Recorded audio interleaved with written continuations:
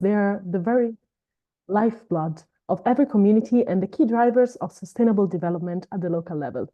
Today, we will focus on how can we make them future ready so that they can thrive in the global economy. We will hear from our expert on 4 key topics, from digitalizing businesses to reskilling enterprises, women in logistics, and innovative financing. But now, to start this exciting event, we have an address from Ms. Rebecca Greenspan, the Secretary General of UN Trade and Development. Today, on International MSMEs Day, I want to extend my warmest greeting to the backbone of our global economy, micro, small, and medium-sized enterprises. Your dedication to solving problems, both big and small, is truly worth celebrating. MSMEs, you are the job creators, the innovators, the engines of growth in our communities. Your impact is undeniable, creating 2/3 of global jobs, generating significant revenues for nations, and democratizing access to new technologies. But the world is changing rapidly. To thrive in the future, MSMEs must adapt and evolve. You must become future-proof. This means embracing digital technologies, adopting sustainable practices, building resilience against shocks, and constantly innovating. At UN Trade and Development, we are committed to supporting MSMEs in their journey towards future-proofing. Our programs offer policy advice to governments on entrepreneurship development and provide essential business facilitation tools. Our Protect program, a global network of centers, delivers comprehensive business development services, including training and mentorship. Through our work, I have had the privilege of meeting extraordinary entrepreneurs, like the young woman from Uganda who won the 2023 UNCTAD Women in Business Award. Her innovative mosquito repellent lotion, made from milk and dairy byproducts, not only combats malaria, but also provides an additional income stream to smallholder farmers. Or the entrepreneur from Argentina, a member of our Protect program, who developed a groundbreaking electrostimulation technology that accelerates plant growth and enhances resilience to pests, contributing to global food security. Or the Malaysian startup founder in the logistics sector, who after benefiting from an UNCTAD study tour became an Protect mentor, paying it forward by training and empowering the next generation of entrepreneurs. These stories exemplify the passion, energy, and resilience of entrepreneurs in tackling global challenges. You see opportunities where others see obstacles. But to unlock your full potential, a conducive business environment is crucial. Future-proofing MSMEs requires collaborative efforts to address climate change, embrace sustainable practices, leverage technology, and unlock finance at scale. 65 million companies, about 40% of all MSMEs, have unmet financing needs. And every dollar that is missing represents a missed opportunity for innovation, job creation, and economic growth. It's a testament to the resilience and ingenuity of MSMEs that they continue to thrive despite these challenges. But imagine what they could achieve with the right support. On the International MSMEs Day, let's celebrate your achievements, embrace the challenges, and chart a path towards a future where MSMEs continue to flourish, driving innovation and creating a more sustainable and inclusive global economy. I look forward to today's discussions, and I wish you all a happy International MSMEs Day. Thank you. Thanks to Ms. Greenspan for her inspiring message, which sets the tone for today's discussion. I now turn to Saudi Arabia, to Mohamed Al-Orini, Vice President of the Business Sector at the Social Development Bank and Acta's partner in the country. He will give us an insight on what the Development Bank is doing for sustainable business development.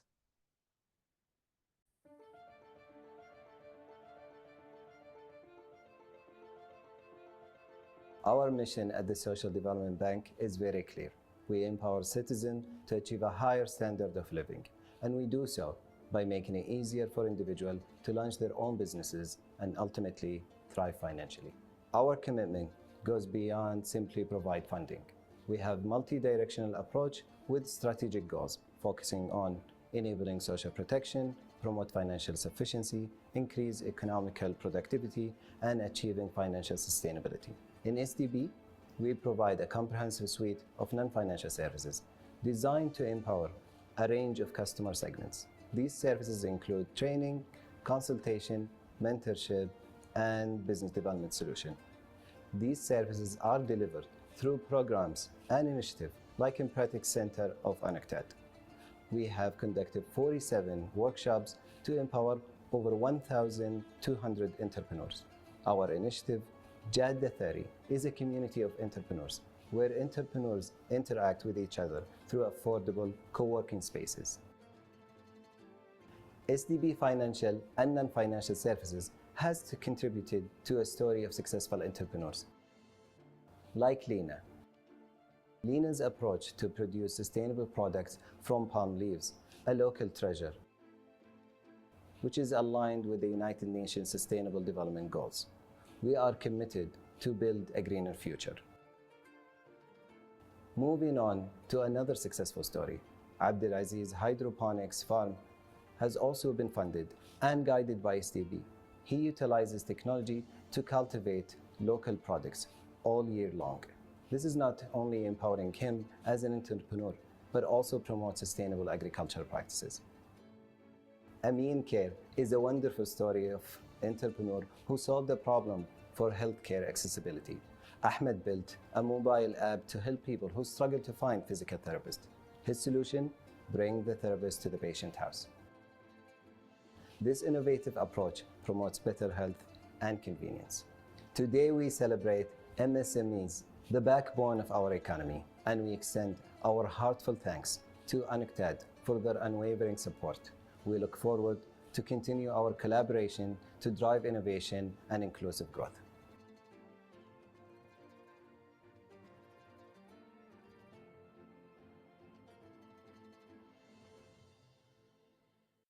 Thank you. We just heard two very powerful and inspiring messages, which set our tone for today's discussion. And now we will begin with our first session. Just a reminder that we welcome your questions. So please, if you have any questions for our speaker, just use the Q&A box and we will address at the end of each session. Now we will hear on how MSMEs can harness digital tools to enhance their competitiveness, overcome challenges, and capitalize on emerging opportunities. So welcome to our first panel. Good day and happy International MSMEs Day. Allow me to introduce myself. I'm Sandra N. Gauss, an Executive Council member of NAWEM, which is the National Association of Women Entrepreneurs of Malaysia, as well as the Empretech Director for Malaysia. And I shall be your moderator for the session today. So a little background on the topic on digitalizing small businesses. Embracing e-commerce and new technologies has changed the environment for MSMEs, especially for businesses in developing countries. These advancements have removed traditional geographic limitations, allowing MSMEs to connect with customers beyond physical stores. New technological tools have opened doors to new markets, improved customer experiences, and reduced both market entry costs and the overall cost of doing business through online platforms. However, MSMEs in developing regions face unique challenges in digitalization, including limited access to digital infrastructure, insufficient digital skills, and financial constraints. So we have a very esteemed panel of speakers with us today to address these issues. And I'd like to now introduce the panelists. First of all, we have Anu Madgavkar, who is a partner at McKinsey Global Institute, the business and economics research arm of McKinsey & Company. She has worked for over 2 decades with McKinsey in Asia and the United States, building deep insights on global labor markets, growth and inequality, and the economic impact of digital technologies. Welcome, Anu.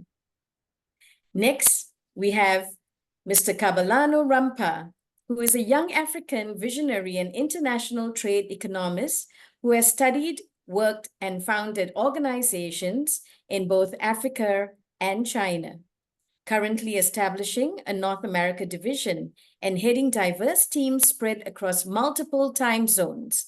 Kabelano deeply believes in a world where trade and development unifies people towards a brighter global future.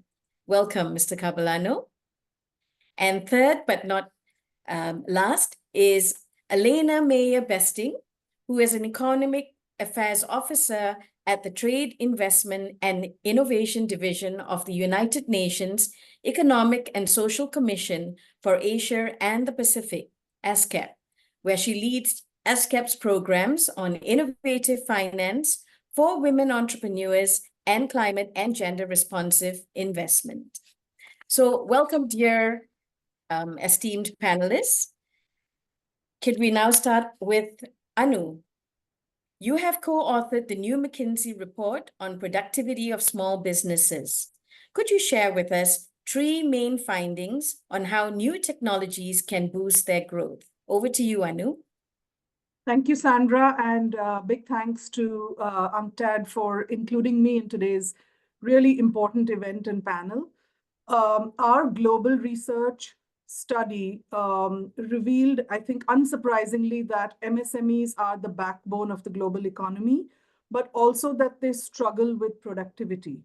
When we compared the average productivity level of an MSME in, let's say, one of the advanced or high-income countries, we found that average productivity was just about 60% of that of a large company in the same country. But in developing regions, that gap is larger. It was pretty much 30% on average, with some developing regions showing even lower levels of average productivity for MSMEs. Now, digital technologies are a key to bridging or narrowing these productivity gaps, but their prevalence is not that wide. The World Bank Enterprise Survey tells us that MSMEs are only half as likely as large companies to embrace the more advanced digital technologies. With developments in cloud, AI, and digital public infrastructure, which is spreading in many countries, there can be a tremendous democratization of technology into the MSME world. And we see 3 pathways where this is going to be vital. The first is really follow the customer. So imagine or reimagine the customer journey through a digitized lens. And MSMEs are doing this successfully all the way from using social media for marketing. So platforms like WhatsApp or Instagram are being used, e-commerce websites to list your products, CRM solutions to really understand the customer and capture customer history and know what to offer and so on. So the customer journey is one piece of it to boost market access. The second piece is really capital constraints and finance. And we find that digitization of payments is really the key to unlock that. And think about that as really building a data goldmine for the MSME, because if you digitize payments, accounts receivable, you can actually integrate banking, accounting, tax and compliance, and really build up a data set on your own operations that helps you then achieve finance at lower cost. And there are many platform solutions, plug and play solutions that make these possible. The third avenue is optimizing the most scarce and valuable resource that MSMEs have, which is the time of the entrepreneur herself or himself. And this is important because with new developments, particularly in generative AI, there are a host of AI-based solutions that can help the entrepreneur be more efficient, whether it's a cloud-based project management tool, the ability for Gen AI to generate marketing content, or to write a job description if you're looking to hire somebody, or even a virtual meeting assistant that can help take notes and figure out next steps. All of these are crucial to make that entrepreneur just that much more productive and make use of their time in a more meaningful way. So vast, I think, scope for digitization to really boost the productivity gap and narrow that productivity gap that we highlight in the research. Thank you very much, Anu. That was very, very useful insights and recommendation of pathways. I definitely can see that helping a lot of MSMEs if they embark on those pathways. Right. Elena, what strategies would you recommend for making MSMEs resilient and competitive in developing countries today? Your opinion, please. So when I think about MSMEs, I think it's useful to disaggregate a little bit in that the needs are vast, right? We've heard 70% of companies. That's a lot of companies. So I think it's useful to think of MSMEs in terms of startups, micro enterprises that are often necessity driven and not necessarily, following a market opportunity, but really they need a job, they need to put food on the table. And then your third group of your kind of standard MSME. And their needs are somewhat similar, but also vastly different, right? So first area, and I think I'm going to mirror a lot of what Anu said, is skills. Of course, entrepreneurs need to, be able to follow technology opportunities, but also other changing trends. And there, I think we've seen, for example, during the pandemic, that larger companies had it a lot easier at adapting than the smaller ones. And there also, when I'm talking about skills, I think it's really important to not just think of the entrepreneur and the entrepreneur today, but also their workforce and also the future entrepreneurs and the future workforce. So starting really from the education systems. Then the second part, and Anu mentioned this as well, is of course infrastructure, especially when we're talking about digital. And that's physical infrastructure, but it's also things like payment infrastructure and being able to, benefit from e-commerce is not possible for everyone equally, depending on what the payment infrastructure in your country looks like. And then the third part is that kind of awareness and ability to respond to shocks, especially if we're talking about resilience. And again, this is so much easier for the large guys than it is for the small ones. And that also has a big component of being able to save and being able to prepare for different scenarios, which is so much more difficult for a micro enterprise than it is for a larger company. And then through all of this, I think it's also very important to look at gender dimensions in that, for example, this ability to save, it's so much more difficult on average for women entrepreneurs than it is for male counterparts. And then another part is also that with women entrepreneurs, I mean, we see it across the field that just the barriers they face is so much more. And it includes things like care responsibilities, and it includes things like if there is a disaster or if there is a pandemic, the burden falls disproportionately on women. So also the women need to prepare even more and need to have even more resilience to be able to keep running their businesses in these times of shock. I mean, to support them to be prepared for that. Thank you. Thank you. Yes, I think you hit the nail on the head when you spoke about resilience and the fact that, MSMEs really need to get prepared, because I think we all experience a huge shock during the pandemic as well. Yes. Kabalano, you help African business export overseas and expand into new markets. From your experience, what can smaller businesses in particular do better to engage in digital trade and e-commerce? Thank you very much, Sandra.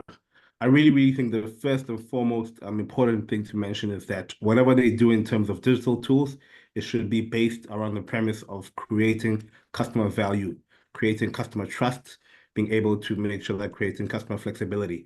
And with that, I'll also talk about payments, especially payment options. I really think small businesses should include as many payment options as they can in their platforms. I personally do not think 2 or 3 are enough. Research banks, research fintech companies, research mobile money companies, integrate, find out their safety policies, there are regulations, research cross-border payment options. The more payment gateways you have, the better in terms of client trust and client flexibility. I also think the second avenue that they can use is not just AI, but also virtual reality, VR, and augmented reality. These days, there's so many AI tools, so many AI companies. Small businesses need to go and research, see the one that works for them, get the one that missed up product fits, and then the next one, which I think is probably one of the most neglected, is the continuous learning of digital literacy. As small businesses, we put financial literacy at the forefront, but I really, really think digital literacy is something that's equally important. In our organizations, we need to cultivate a culture of continuously learning digital literacy. We need to give employees incentives to upskill their digital literacy all the time. We need to include it in our onboarding process of employees. At NADWA Global, we believe that everybody should be digitally literate, from the secretary, from middle management, from interns, from foremen. Digital literacy is something that we include in our everyday processes. And then the last one, which I think is probably the most important, is being able to build a strong network through social media platforms. We have multiple social media platforms worldwide. Use these platforms, go in, reach out, get into debates, discuss, to do a lot, find out what's working for you. For example, we at NADWA Global have around a LinkedIn reach of 25,000 connections and growing. We use this network each and every day to grow, to learn, to be able to find synergies and opportunities. Thank you very much. Thank you so much, Kabalano, for sharing that experience. That's a lot of good advice for SMEs to take on itself and to help themselves in this digital economy. Okay. I know the next question. After identifying the main technological drivers for growth, what specific steps should small businesses take to implement these technologies effectively? Sure. I think in some ways, the devil is always in the detail of how to do something.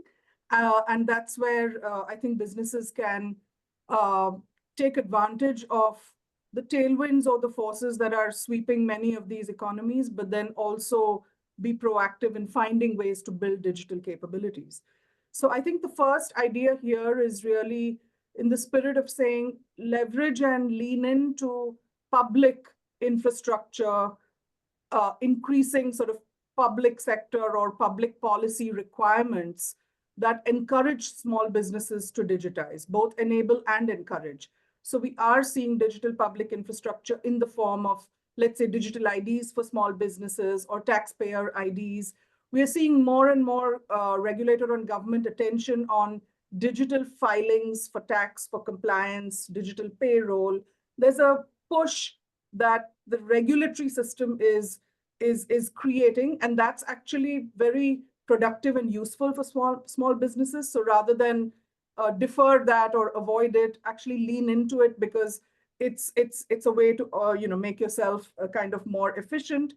And oftentimes there are tools, training, resources on things like cybersecurity or data privacy that you can get even from the public infrastructure setup. So that's kind of theme number one.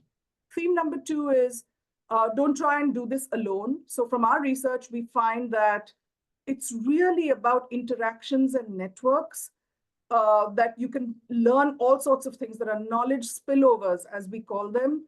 And these are mutual. So large companies benefit from small firms benefit from large ones, and small firms benefit from interacting and collaborating amongst themselves as well. And multiple examples. A large multinational, for example, has a whole innovation platform in which small companies are connected with different divisions of consumer products manufacturing, and those divisions actually help ideate and help innovate. So there are examples across, building digital capabilities as well, which are either collaboration or working with larger companies. And then I think the third big idea is you are going to need to boost your own in-house technical talent. And for startups or those focused in the tech sector, that will come more naturally. For the other class of MSMEs, Alina very elegantly laid out, there are different types, right? So you have to think about all types. But for many MSMEs, it may be very daunting to think about attracting tech talent when every CEO in the world wants to hire digital talent and doesn't have enough of it. But our research really shows that if you look at millions of online career profiles, we find that as much as 40% of people today who are doing tech roles did not start out in tech occupations. They started out as operations managers or analysts or customer service folks, but they learned tech skills, database administration, website design, information security. They learned it along the way. So one piece of advice is, be quite open and flexible about where you look for unconventional talent, but do try and build that digital talent muscle for your own organization in-house as well. Thank you. Great. Very well said, Anu. Thank you very much. Elena, can you add to what Anu just shared, and especially perhaps to give some advice to the traditional micro businesses who find it really, really very difficult to embark on this digital economy, on digitalizing their business? Thank you. I'd love to. So I see it very similarly to Anu, actually. But yeah, looking at the micro enterprises, I think it's a lot about starting small. They don't have tons of time to do massive research, learn about new technologies, take a step from being a street vendor to running an AI company, right? So it's about what is small that they can integrate into their businesses. And it's small things like Anu was saying in terms of taking advantage of digital e-governance opportunities, of just saving time.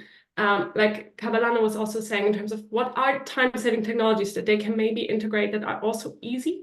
And there's a lot of stuff that's already happening that they can use through, that's built on technology that small and micro enterprises are already using. Like we are working with a fintech startup, for example, that builds its access to finance on top of Facebook Messenger and WhatsApp. So it's really using existing technologies and obviously selling through Facebook, selling to WhatsApp networks, really using this technology that they already know, and also to learn new skills. So I have worked with a tech startup that is now one of the leading IT companies in their country, but the whole team learned to code from YouTube. So it's also possible for those that are not yet entrepreneurs to learn a lot of those skills for free on the internet. And there's so much that's already out there. And then the other piece, I know also mentioned this, so much about networks. And what we see a lot with smaller enterprises that want to take advantage of e-commerce and trade internationally, but they just cannot afford the freight costs, for example, on their own. But they can if they collaborate and if they manage to put together a container as a group. And there's so much there in networks, especially also, again, for women entrepreneurs that tend to be smaller, that can harness the networks and really thrive through that. Thank you. Thank you so much, Elena. Kabalano, considering the strategies that you discussed for digital trade, what role do local and international collaborations play in helping African MSMEs scale their digital operations? I think collaborations first and foremost help to establish long-term coaching and mentoring.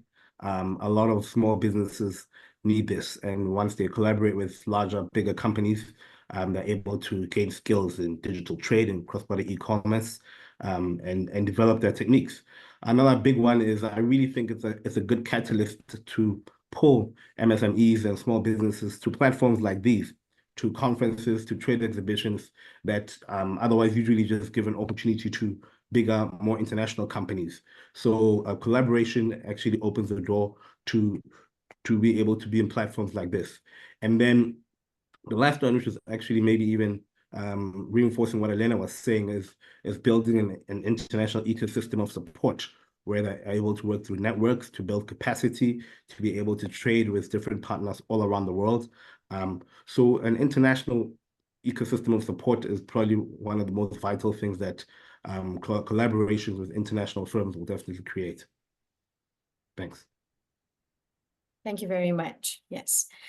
I would also like to invite anyone who has any questions to please pose your questions to the chat as well. And while we're waiting for that, Anu, perhaps you could also share with us any insights on whether some of your findings has actually revealed how the NGOs, the civil societies and so on, have also played a big role in helping the MSMEs, to embark on this digital journey. I do think civil society organizations play an important role, but it's really across all the levers, for example, that I talked about. So if you think about the role of civil society organizations in, first of all, advocating for more democratized, safer, publicly accessible digital infrastructure, in my mind, that may feel like a bit of an indirect role, but it's actually the most valuable or the most leveraged way in which civil society is really having impact, because it's that movement. And we see this in emerging regions and countries. I've seen this in India, where the whole of the India stack, which is the technology stack that is an open architecture way for all kinds of startups to innovate services, but also small businesses and self-employed people to have the digital ID, payments, authentication layers to be able to do all of this. All of this has come with government push, but with a strong role that civil society organizations have played in architecting this the right way, to think about this as societal infrastructure and public infrastructure in the widest sense. Wonderful. That's great. Elena, would you like to add to that with any of your findings or experiences as well? Yeah, I think in my experience, civil society has been particularly helpful in terms of creating those networks, in terms of connecting, especially again, the smaller enterprises that are not so represented, both in terms of advocacy, as well as really just connecting them with one another and building that trust also in an entrepreneurship ecosystem. So much about the ecosystem is about networks and about trust. And if that's not there, people don't collaborate, and businesses will find it a lot harder to grow. And again, we see there's a lot of, Sandra, I think you would confirm this. There's a lot of very powerful women entrepreneurs networks as well that really excel at doing this and have been very powerful at both advocating for better conditions for women entrepreneurs, but also at really creating that glue in the ecosystem that's so important. Great. Thank you so much. And Kabulano, I'd like to now invite you to leave us with any parting messages, any last message that you have for our viewers here today. And I think just adding on what Anu and Elena said about civil society, they're always there to help. They're always friendly. They're always willing to help. But the onus is on us, entrepreneurs, and us small businesses to reach out. I know most entrepreneurs are usually busy, especially at the startup stage, but make that time, reach out, form those networks, approach civil society in your localities, approach civil society internationally, and make a difference. Thank you very much. Thank you very much. And Elena, any parting messages for the MSMEs listening in today?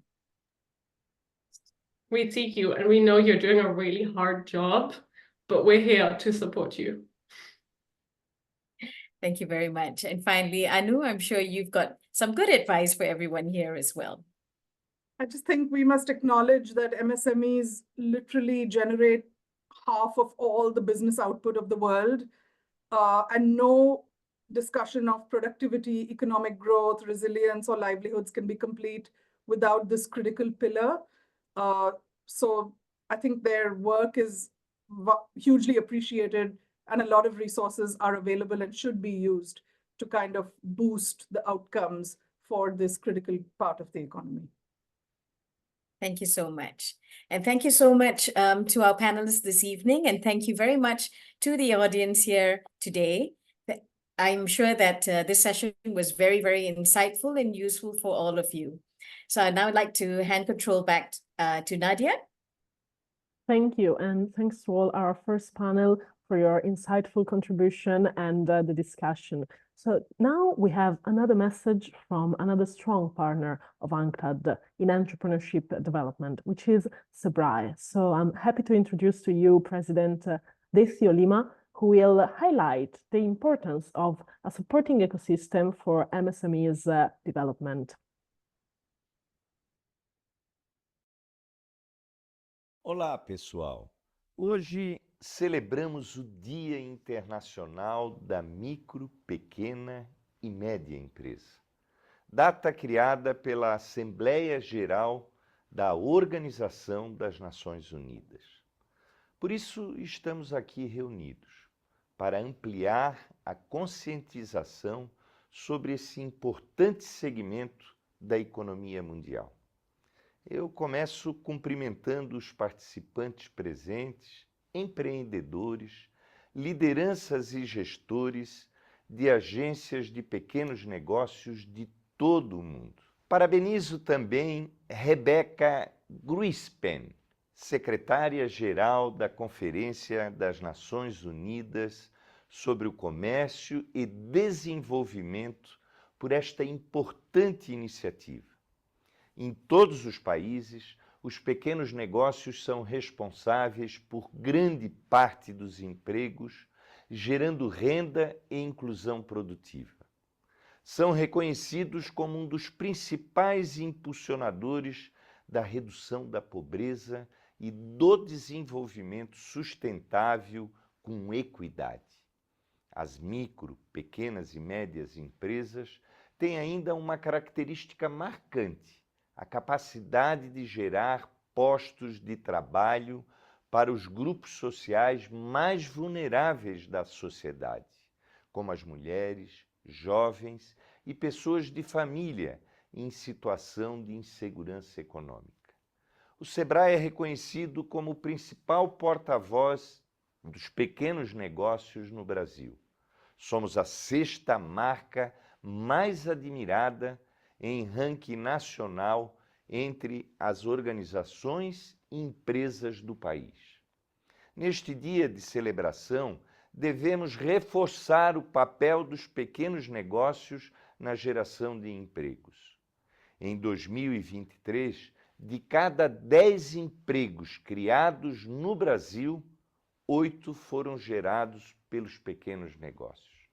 Recentemente, lançamos com o presidente Lula a maior política de crédito para os pequenos negócios, o programa Acredita Brasil. O SEBRAE está oferecendo, portanto, 30 bilhões em crédito orientado em parceria com bancos públicos, privados e cooperativas de crédito. O conceito do SEBRAE é ser parceiro. É para impulsionar e apoiar esses empreendedores, capazes de buscar sua própria fonte de renda. Estamos presentes em todo o território brasileiro, prestando orientações no acesso ao crédito e ao mercado e também na gestão do seu próprio negócio. Além disso, temos o Empretec, que é um programa da ONU aplicado pelo SEBRAE e muito bem avaliado pelos empreendedores brasileiros. O Empretec já capacitou mais de 322 mil empreendedores em todo o país. Ao lado dos pequenos negócios, fazemos a economia crescer e contribuímos para o desenvolvimento do nosso país.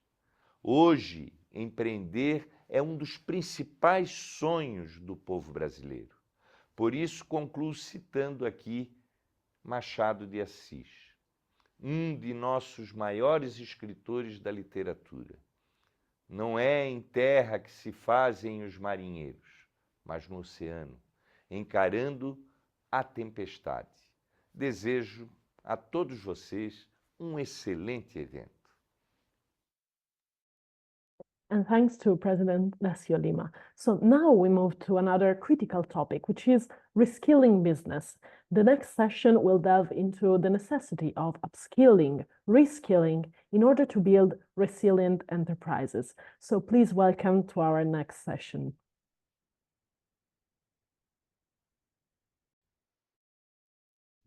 Thank you so much, Nadia. Hello, everybody. My name is Mary Clavier. I am the moderator for this panel. I'm so excited to bring you this information today as a fellow entrepreneur. MSMEs are a critical part to the society, and what we'll be talking about today is, in an ever-changing world, how can things around digital transformation and environmental and climate crises reshape the nature of commerce? What can individuals do within their businesses to adapt and thrive in this ever-changing environment. So I'm excited to introduce the panelists.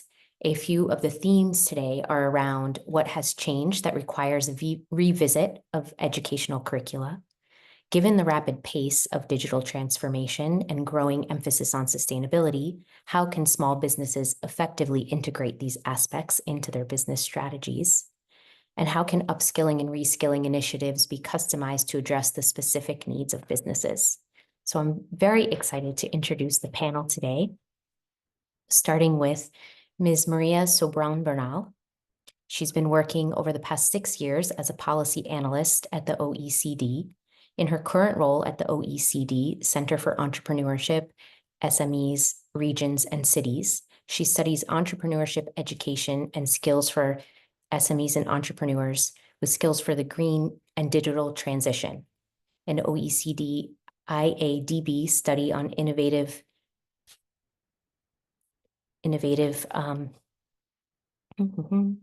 and entrepreneurial universities in Latin America, and collaborated in the organization of several high-levels events, including the OECD SME Ministerial of 2023. Maria has also worked in the OECD Development Center and OECD Public Governance Directorate on policies to support economic development and governance reforms in Latin America. She holds a master's degree in international economic policy from Sciences Po Paris and a bachelor's degree in political science from the University Torquato di Tella of Argentina. My apologies for any mispronunciations, Maria, but welcome to the panel. Thank you so much for being here. Next up, we have Mr. Renato Santos. He's an entrepreneurship expert consultant working in Brazil and 25 countries and 4 continents. He's the co-author of the current version of the Empretec Workshop, a capacity-building flagship training from UNCTAD that has impacted over 500,000 entrepreneurs globally. Accumulating entrepreneurial experience since 1995 on different spheres, Renato runs a Brazilian VC founded in 2013 with 17 invested assets on traditional economy and startups working in retail, logistics, finance, renewable energy, and social impact. He's also been one of the advisors during the last season of the Apprentice Brazil and works with radio networks in Brazil to speak on business matters. Welcome, Renato, also for being here. And last but certainly not least, we also have Ms. Nyotkozo Majola. I hope I'm pronouncing it correctly for you. She is a highly pioneering executive with 26 years of experience in senior challenging roles in enterprise development, export development, and trade facilitation, as well as women empowerment programs, including Women in Trade. She also has extensive experience in program design and development across various organizations. She currently holds a position of Executive Manager, Enterprise Development Division at SIDA, a role she has held since 2016. She's responsible for 600 staff spread across 62 SIDA offices and 100 partner-owned service points throughout the country.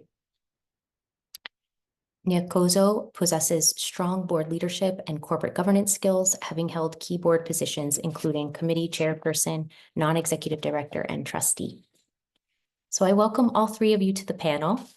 That is just a small sliver of all of your expertise, all of your incredible background, and I'm very excited for everyone to hear from all of you today.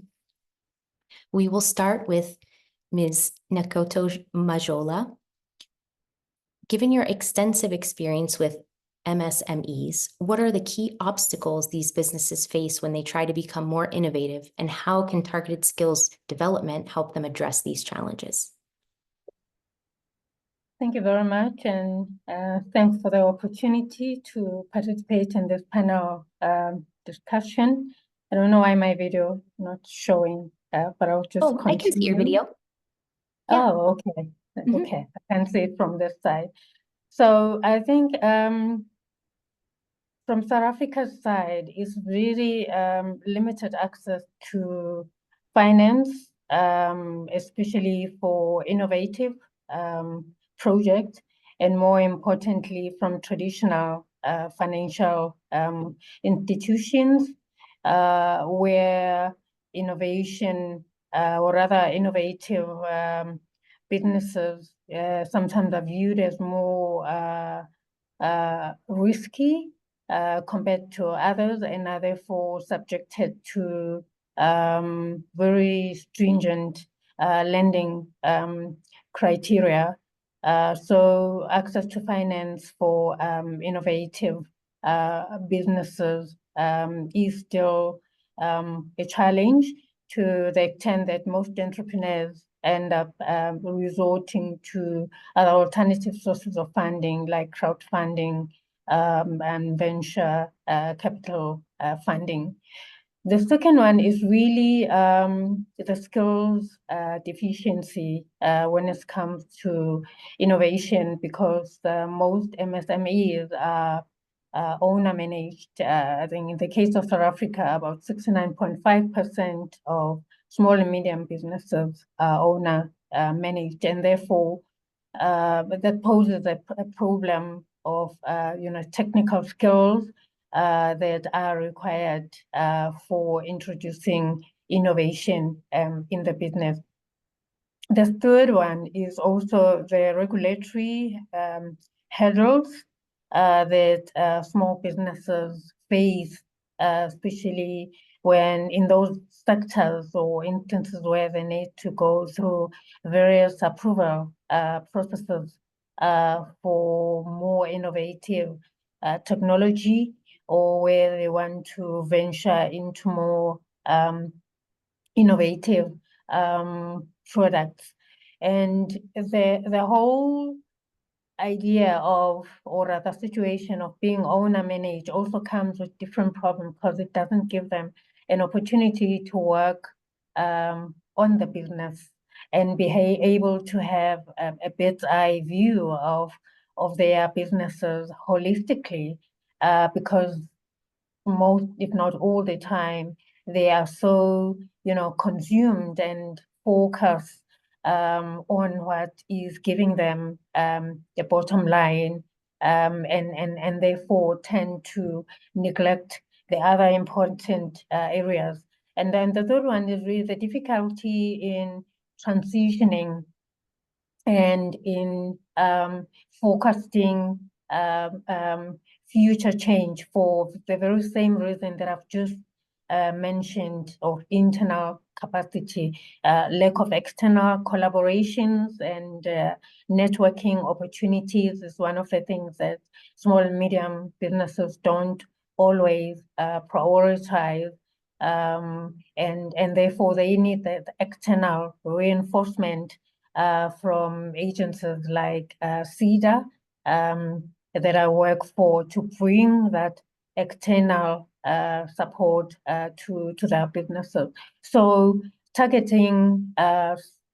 skills development has a lot of value, or brings a lot of value into SMME businesses, and it then addresses de-risking those businesses from a financing point of view, but also assists in bringing in those necessary skills that they need to assist their businesses to be more innovative. I'll stop there for now. Wonderful. Thank you. Yes, I really resonate that. And working on the business versus in the business, there's a lot of different challenges that business owners face. Thank you for that perspective. For Maria, the next question is for Maria.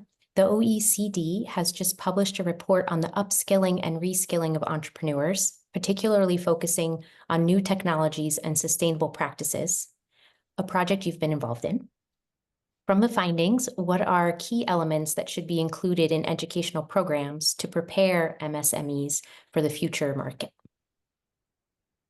Hello, thank you, Mary, and thank you to the organizers for inviting me. I am delighted to be here. So indeed, with a few colleagues of the OECD, we have produced a working paper that will be published this summer. And we actually look at skills that SMEs need to thrive and navigate the green and digital transition, and how are governments supporting SMEs. And so the rationale is that, of course, the digital and the green transition are going to affect labor markets. there are going to be new jobs that will be created, jobs that we know of that will be destroyed, and this will require employees to reskill massively. According to the World Economic Forum, 50% of employees globally in all sectors will need to reskill by 2025. So we know that SMEs have less resources, offer less career development opportunities than larger firms across OECD countries. And of course, that's normal. There is no resources, there is financial resources, time. So that's a big constraint.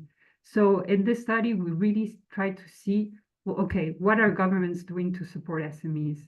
And we see across 38 OECD countries, we have identified 245 policies that are very interesting. And the first thing that I will say is that many countries in the sample that we studied, actually 60% of policies target digital skills for SMEs. And that is something that, of course, is in line with other research whereby digital skills are going to be important in the next 5-10 years. We heard in the last session, panelists talk about digital literacy. And indeed, that's going to be super important. So countries are supporting upskilling strategies, programs for SMEs, especially advanced digital skills such as coding, cybersecurity, data analysis. For instance, in Austria, there is a program called KMU Digital to accompany SMEs and to provide them with training on digital skills and cybersecurity. There's also an interesting program in Canada called Digital Skills for Youth. And in this program, it helps post-secondary graduates get an internship in an SME and train for 3 or 18 months. And in this internship, they can learn more and they can perfect their digital skills, their data analysis skills, for instance. And the government of Canada gives a subsidy to the company. I think it was 18,000 Canadian dollars to hire this young person that is going to train in the SME. So that's a good incentive.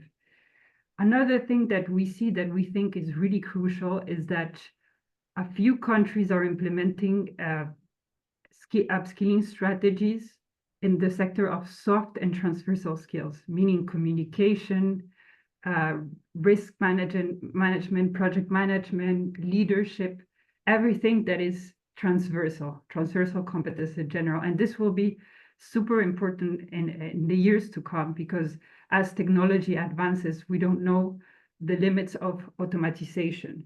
So we think that this is an important, these programs are super important, and several initiatives, again, have been launched in different countries. We can cite in Chile, for example, Cercotec, part of the Ministry of Economy, has a capacitation portal dedicated to SMEs where they can learn more about how to run their business, project management, leadership. So this is something, programs that are, in our view, very important. And the last, I would say, is what we see is incipient support in a few countries for helping SMEs with the green transition. 7% of policies only support this. So the uptake is very low, but it is starting. We can give an example of Slovenia, for example, that has launched a program 2 years ago that helped SMEs design their circular economy business plan. And they also, and once this, so the SME can hire an expert, and the expert can help the SME design this plan. And at the end, the SME can apply for a grant to implement this program. So this, again, is an interesting initiative. There are not a lot of like that, but it's important to help. If we need SMEs to participate in the green transition, it's important also to help them acquire the skills for this transition. Thank you, Maria. Thank you for that feedback. It's wonderful to see that there are so many various initiatives spanning across so many locations and topics and sectors. We'll move on to Renato. Drawing on your extensive background in entrepreneurship and venture capital, which specific skills do MSMEs need to cultivate to stay competitive with global disruptions and changing market dynamics? Well, thank you very much for the question, Mary, and congratulations for your wonderful skills on narrating professionally all the questions and our bios. Thanks for the organizers for having me. The previous panelists have already explained very deeply the skills that are needed to work in the business. Drawing from your comment, I think that we are looking more for skills to work on the business. And when we search for those skills, being a part of the Empretech network, one of the largest entrepreneurship development programs around the world, which is hosted by UNCTAD and has already been presented in 51 different countries, with centers installed in over 30 countries and more than 500,000 entrepreneurs already impacted.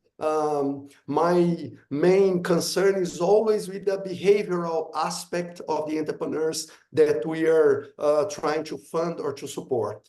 And when we look at the essential skills, behavioral skills that entrepreneurs need to start and run a successful business, there are three main skills that stand out regardless of the sphere, regardless of the type of business or the economic conditions of the region where the entrepreneur is working or acting. The first one would be the skill of opportunity seeking and initiative.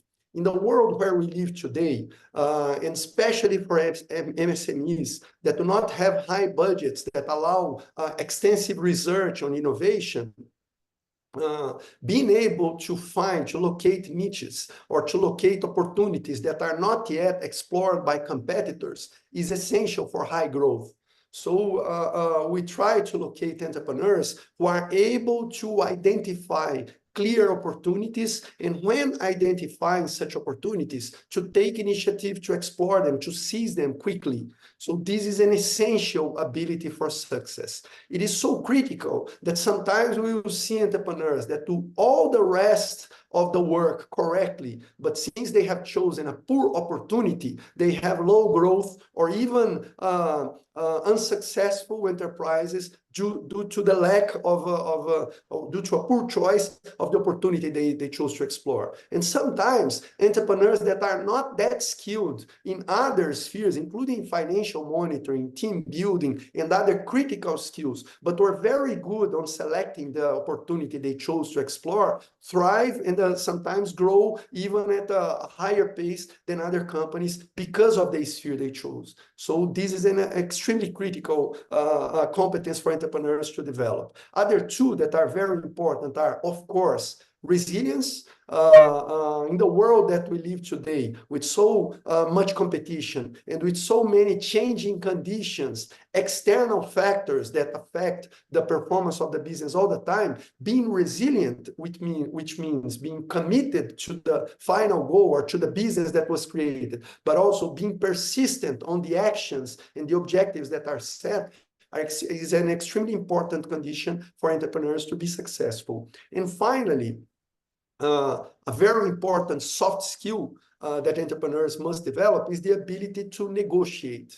Negotiating in such a connected world as the one that we live today means the ability to deal with employees, with co-workers, with suppliers, with competitors, with customers and other stakeholders, from the government up to unions and other stakeholders that might impact or disrupt the course of businesses. So having these three behavioral skills, in our perception, is the most critical talent that entrepreneurs must develop to be able to work on the business.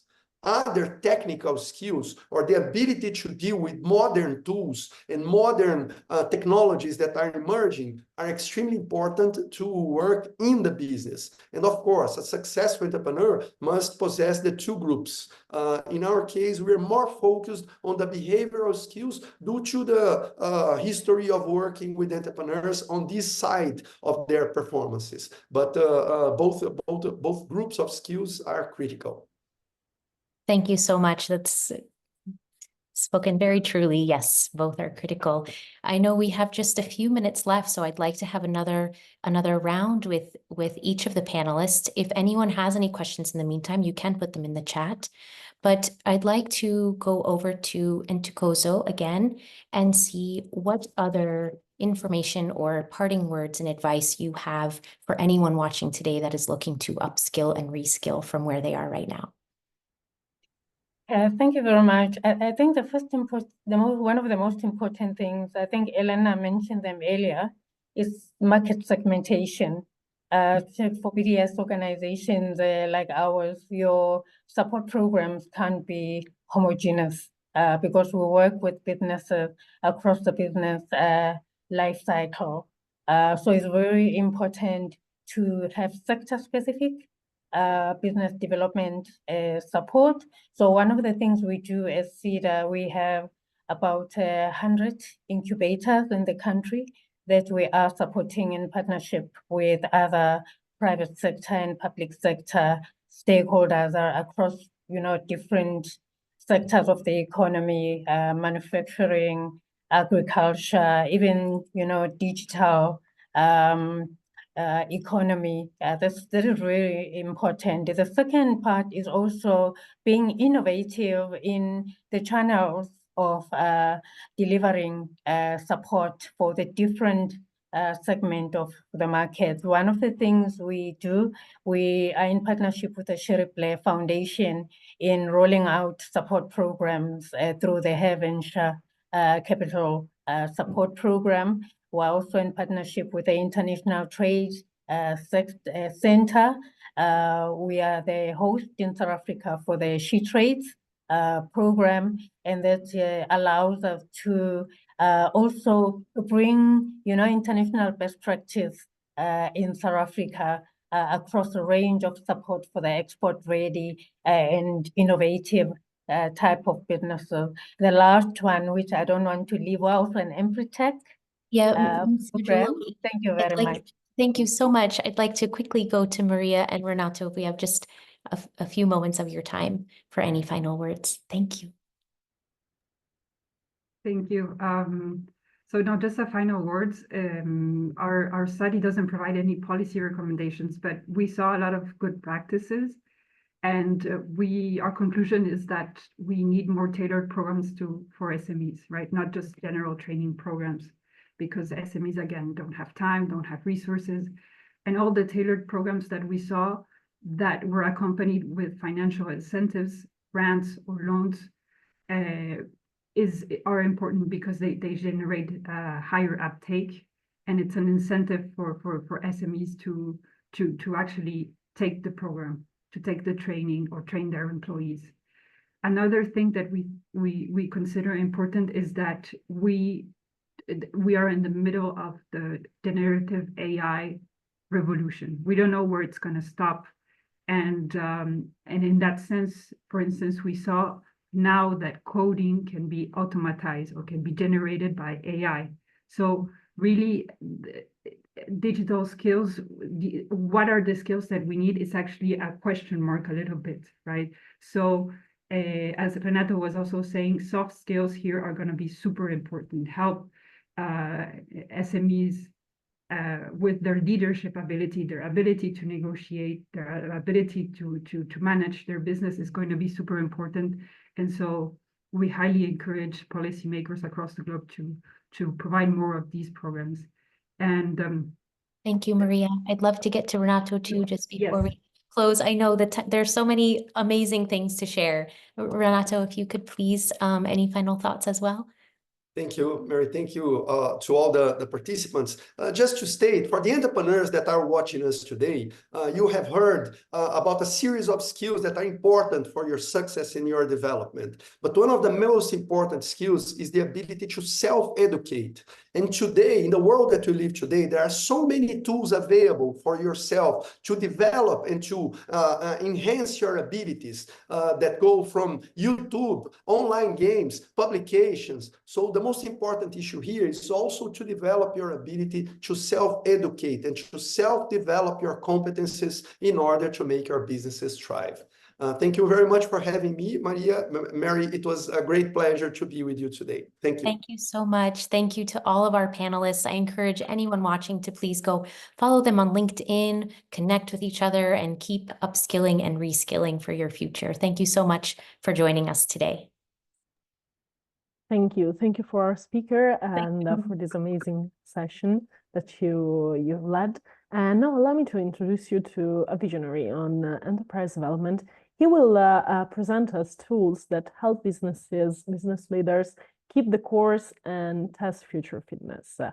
Here is Craig Wing from South Africa.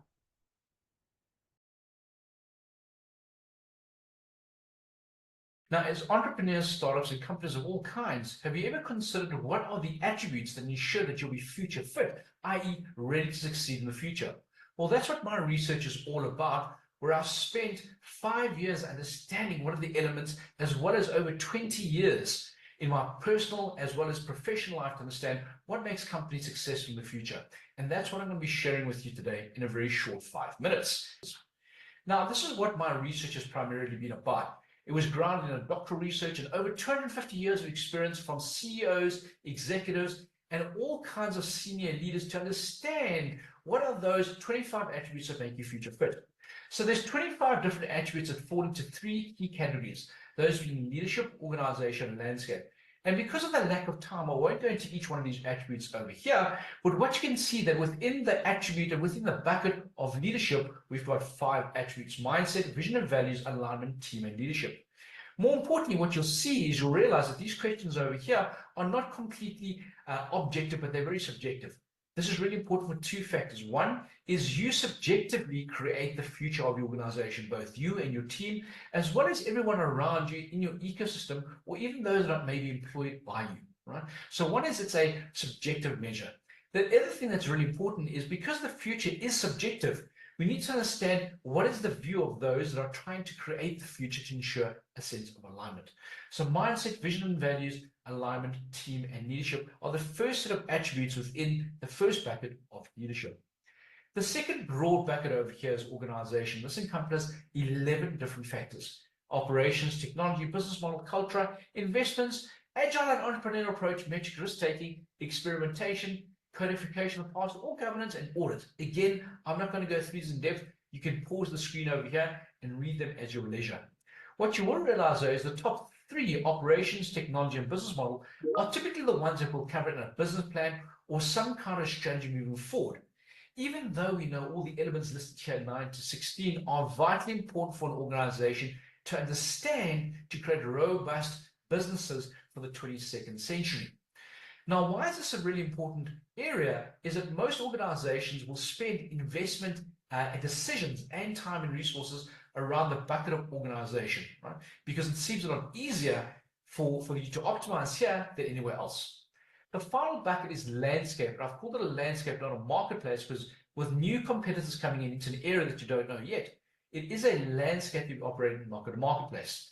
Here you'll see that there's 9 different attributes: climate change, sustainability, customer, navigating the unknown, disruption, profit and shareholder value, relevance and value add, ecosystem, alternative business, and speed.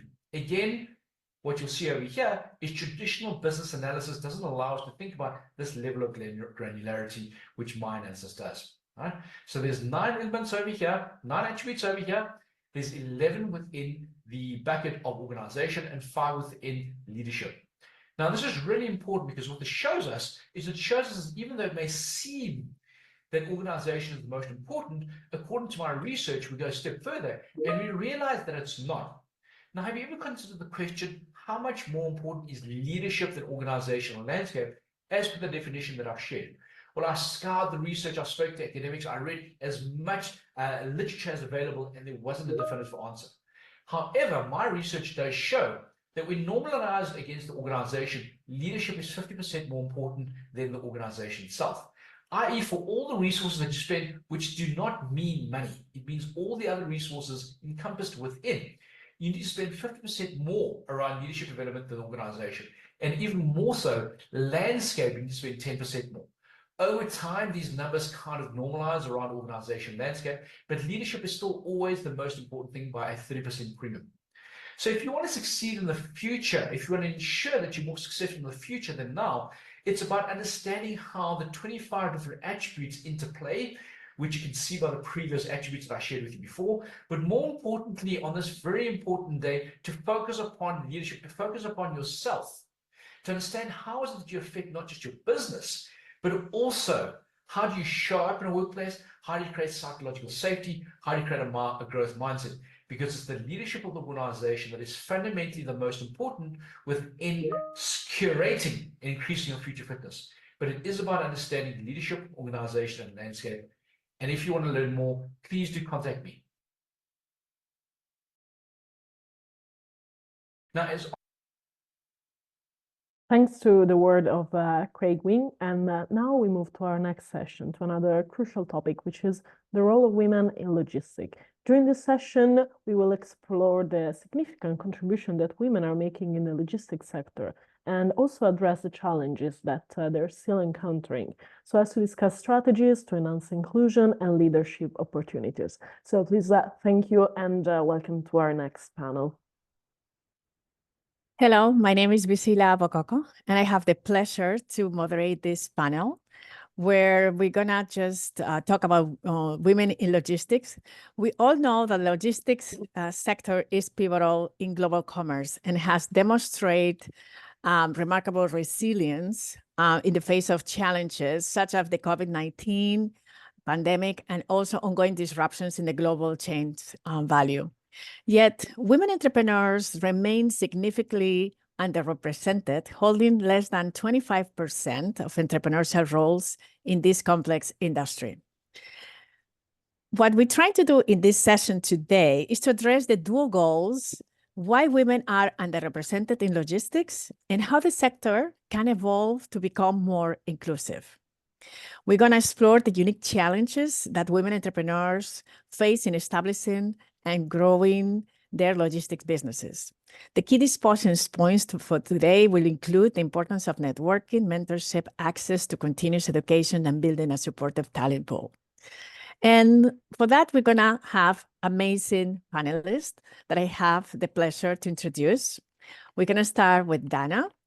Dana is a visionary entrepreneur and co-founder of Parcel Perform, the leading data and delivery experience platform, and spearheads the parcel monitor data and tracking services for end consumers worldwide. As Chief Customer Officer, she aligns the vision with the strategy and value propositions for global entrepreneurship customers. And end consumers alike. Dana is a passionate advocate for diversity and has fostered a culture of equality within Parcel Perform, boasting a remarkable 50% female team in the traditional male-dominated field of logistics technology. Previously, she held key positions in global strategy and business development roles for international logistic companies in Europe and in Asia. Dana's pioneering spirit combined her passion, empathy, and dedication to establishing win-win collaborations, make her an inspiring speaker. Welcome, Dana. Thank you very much. Our next panelist is Ng Jing. I hope I'm pronouncing it correctly. If not, please forgive me. I know how annoying it could be that they don't pronounce your name, but just forgive me. Jing is the founder of Awesome. Awesome is a cross-border e-commerce fulfillment technology platform to support leading e-commerce brands to store and ship orders same day in Southeast Asia. Jing leads the core workhouse AE development of Awesome. As CEO and CTO of Awesome, she leads the team to accomplish 403% of operation through growth over a year with improved fulfillment operation models. Jing experience spans various technology solutions, focusing on cutting-edge warehouse operation technology to make development easier and affordable. Jing is passionate about diversity, equitable, and logistics transformation and advancement. Welcome, Jing. And we also have Michelle. She holds the bachelor's degree in business administration from Princess Noura University in PNU. She recently joined Airbus as logistics strategy manager, as the youngest manager to combine between two fields of professionalism. expertise, strategy, and logistics. She successfully redesigned the strategy and analysis of the department's performance to enhance the quality of logistics services, and she contributed to raise awareness and adapting and supporting the local content to logistics for thousands of competitive, to be aligned with the Saudi 2030 vision. Last year, she has been selected to be part of the top 15 Saudi women in leaders logistics from thousands of competitive candidates around the kingdom to join the program sponsored by Saudi Logistics Academy, which held in Singapore. Welcome all. Thank you, dear. Thank you, thank you. So let's start the conversation, and I would like to start with Ying. Ying, you have been working across different markets like China, Southeast Asia, and United States. What unique challenges do women face in the logistics sector in these regions? Yeah, sure. Hi, I'm Ying, the founder and CTO for Awesome Fulfillment. Thank you for having me today. So I believe the main challenge by far is unfortunately gender discrimination. So in China, in certain regions, we have a personal experience, which is very painful, whereby the authority actually walked into our warehouse and request to speak to only men by stating the boys are having a better logic.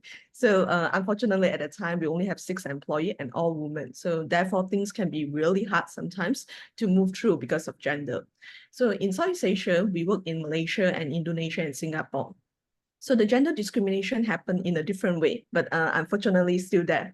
So for example, there are some warehouses will not have female washroom because it's a male-dominating industry, or the male worker are using the female washroom, which usually is a very awkward experience. So another challenge is limited access to resources.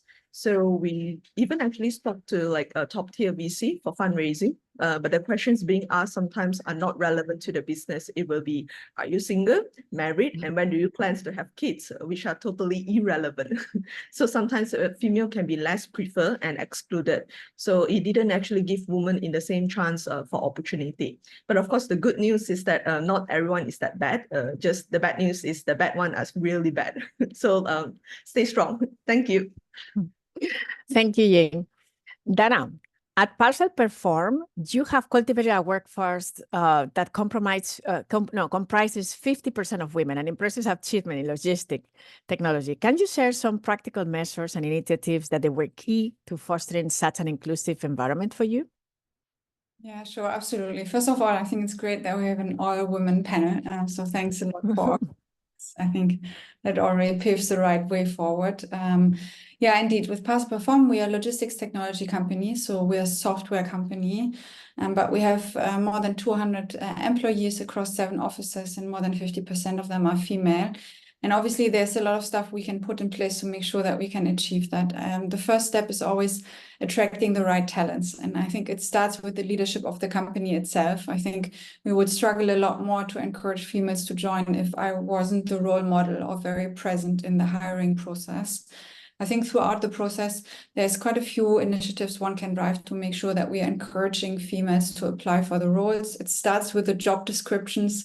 We have a tendency to only apply for jobs where we ticked at least 90, if not 100% of all requirements. So writing job descriptions that kind of speak to the qualities of female candidates, providing a flexibility when it comes to working hours and working arrangements, but also in the interview process. In our experience, it's very important to have females being part of the interview process. If you're only interviewed by guys, then you might not necessarily feel kind of that this is the right place for you to kind of also work with.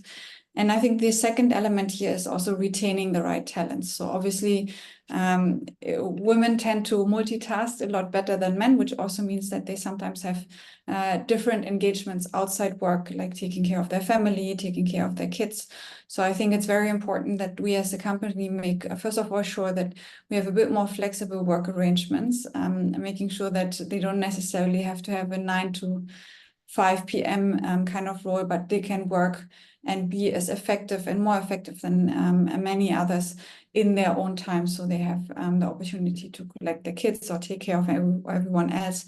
I think it's important to have development programs specifically for females, but it's also really important to have what we call mentorship and buddy programs. So every woman that joins Pass or Perform, they usually have a buddy, another female that went on a similar journey.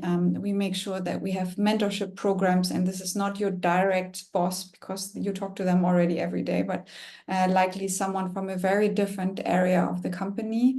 Also to expose females a little bit to areas that they might not be as familiar with, especially in tech. We have now developers that came from finance or different backgrounds, but allowing them to try out a different role scope, to kind of explore a little bit, to learn. We have these mini internship programs within the company, but in different departments, that allow them to get exposure to different areas of the business and get them excited and allow them to grow within it as well. Thank you so much, Sana. Michelle, given your experience in transforming business visions into actionable strategies, what strategic approaches do you recommend for logistics companies aiming to increase women participation and leadership within the sector? Well, first of all, I'm very happy to join you guys and celebrate the MSMEs International Day. As you can see, that logistics is something, it's the backbone of most of the business industries. So, and as you mentioned, basically, that's 25% on a leading position or entrepreneur. So let's get back before I answer your question to the main reason behind having low underrating of involvement of women. I think it comes with two sides. One comes from the companies itself, the owners of the companies, and I think it's not a matter of hopefully it's not a matter of gender racism, but they may be focused on their challenges, and then they don't want to have new changes and initiatives to involve women more in the sector, because they used to deal with males more in this sector. And on the other hand, the workers itself, or the females who want to join or interested to join the logistics, they have actually they are having low interest to join, because they have having a lack information about the sector more.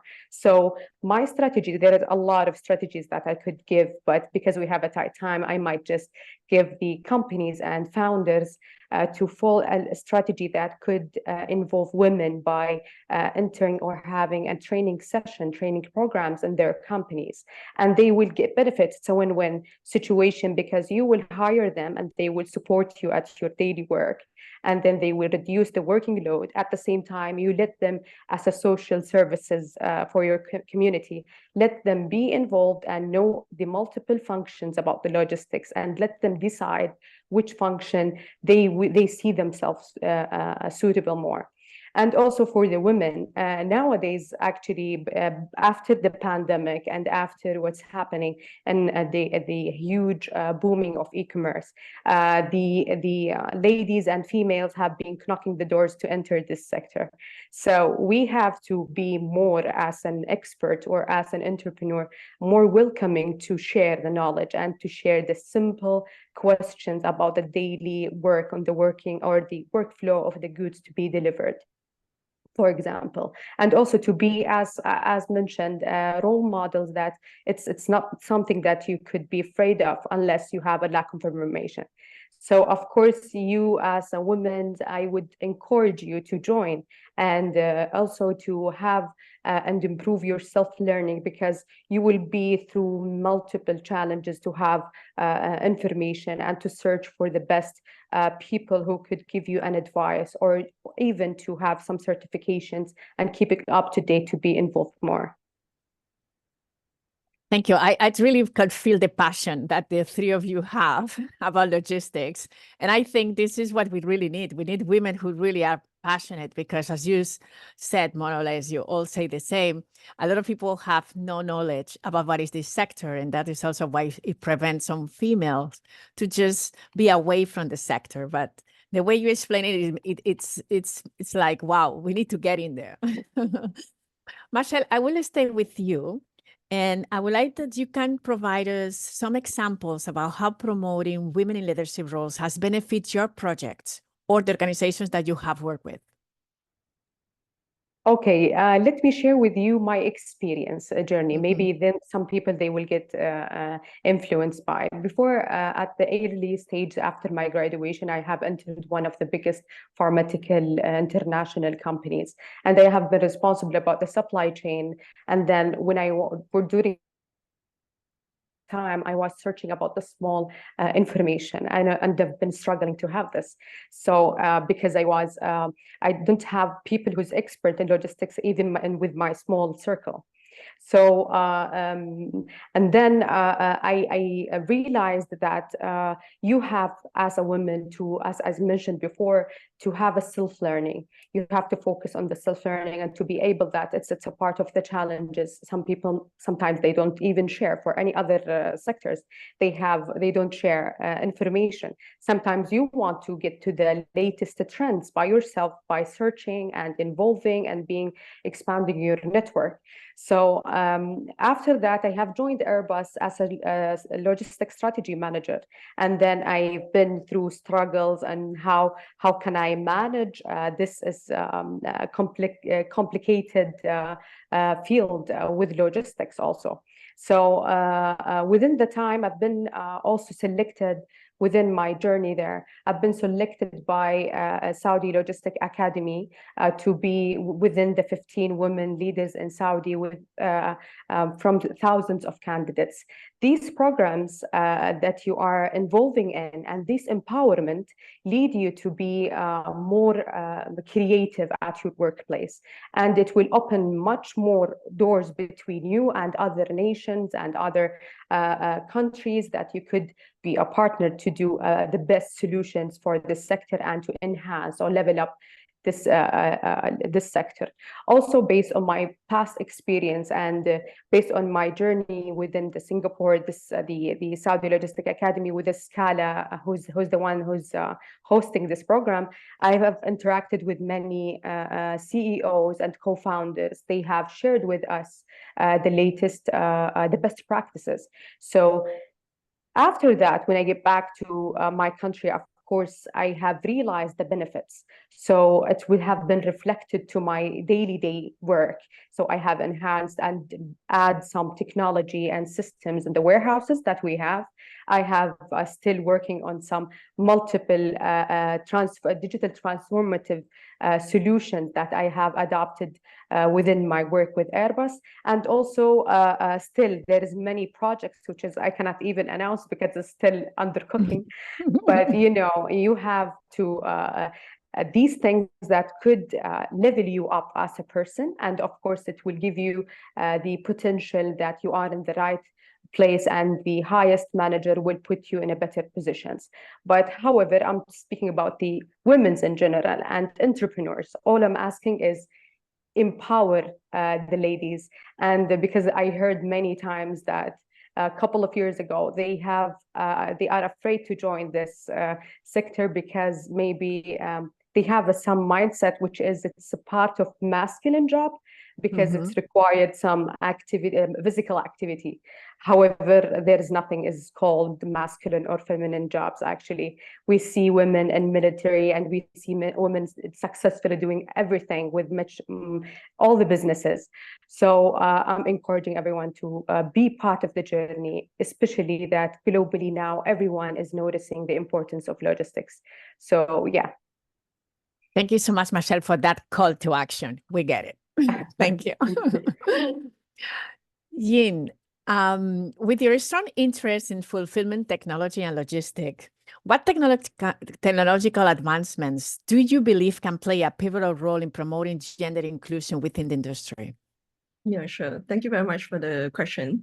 So we have to think from two aspects that we're actually already implementing. So I believe that there should be a gender neutral warehouse management and execution system so that everyone is equal, start equal and work equally. So for example, in Awesome, we actually have a task delegation AI. We name it Jarvis. So Jarvis assign tasks and perform evaluation in a neutral manner. So we will actually assign the most suitable tasks to workers, mainly based on their performance performance and how suitable are they towards the task, not based on the gender.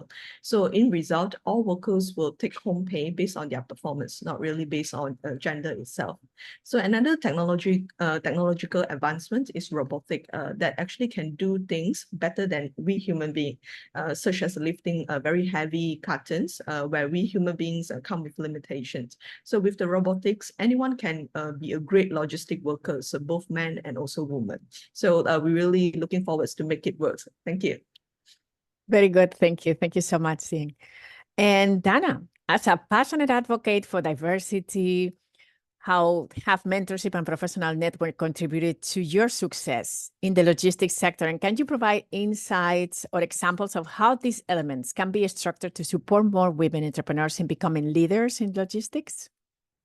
Yeah, absolutely. So maybe a little bit on my personal journey. I'm actually a psychologist, but I ended up working for one of the biggest logistics companies in the world, for DHL. So I think the first step was to just think out of the box. And, initially I didn't think that logistics is something that, I'm suited for just based on my studies and my educational background.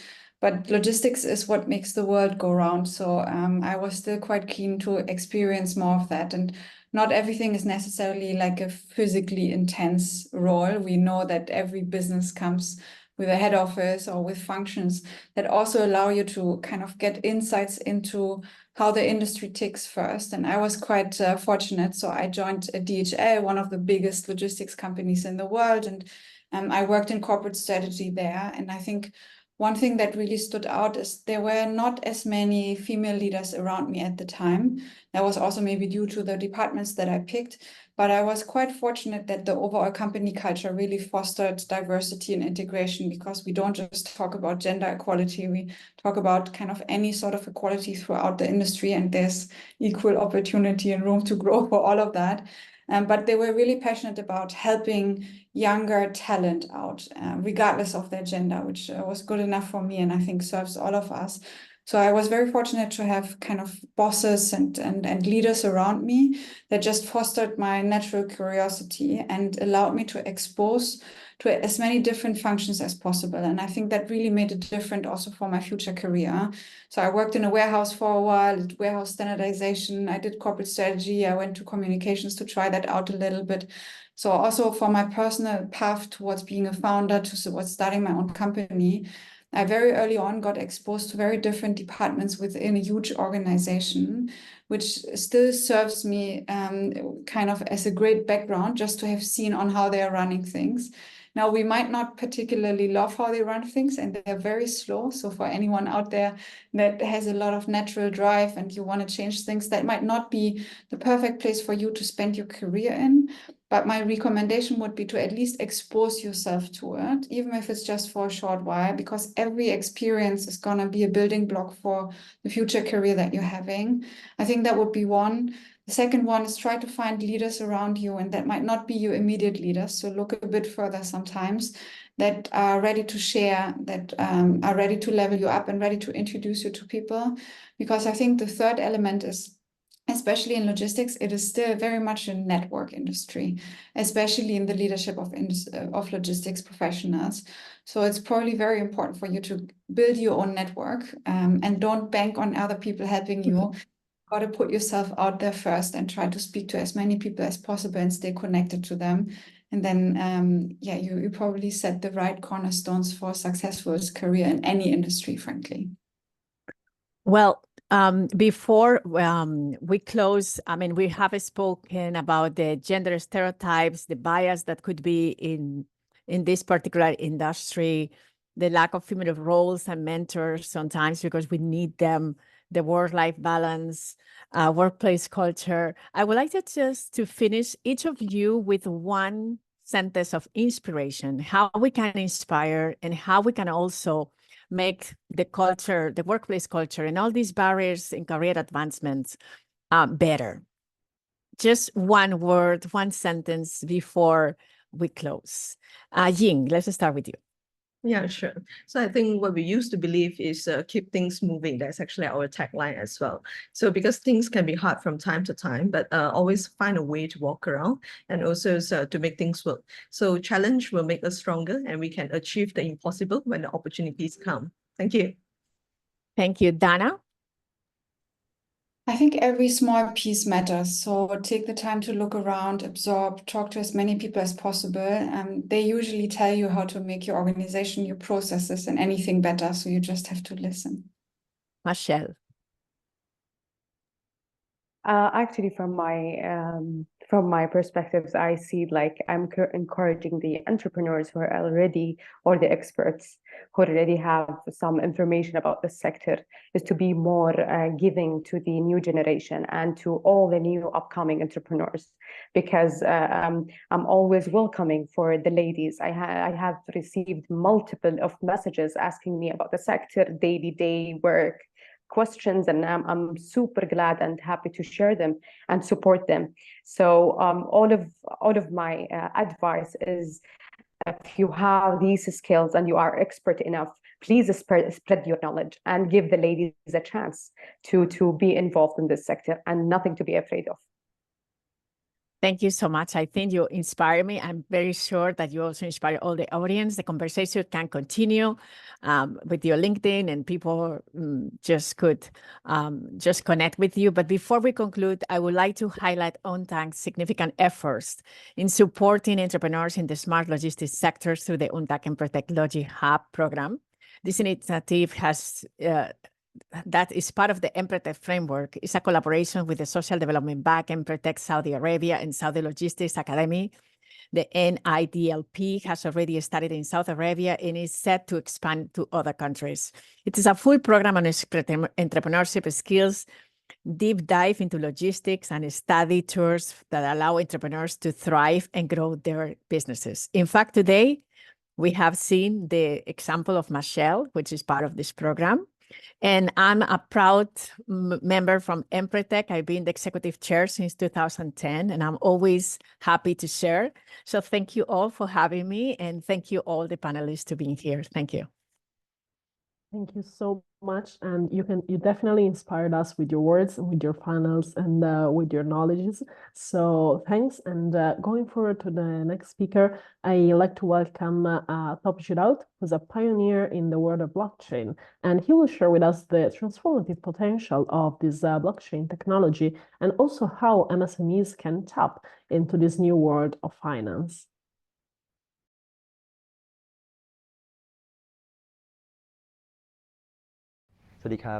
Hello everyone, my name is Top. I'm the founder and group CEO of BitCup.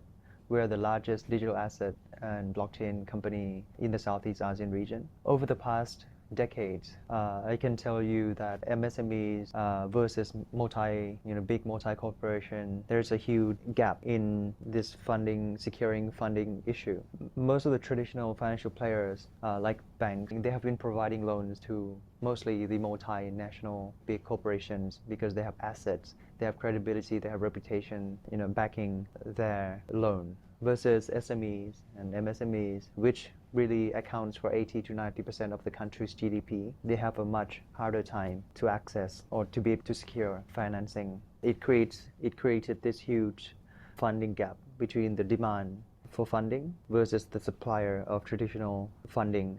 This fintech gap is so huge, that is so big that traditional fintech players are jumping in to bridge this gap by leveraging on technologies. For example, we see the rise of crowdfunding platforms. The SEC here has been giving out licenses to crowdfunding platform providers so that SMEs can get access to additional financing via the ability to crowdsource funding from different stakeholders in much smaller ticket size.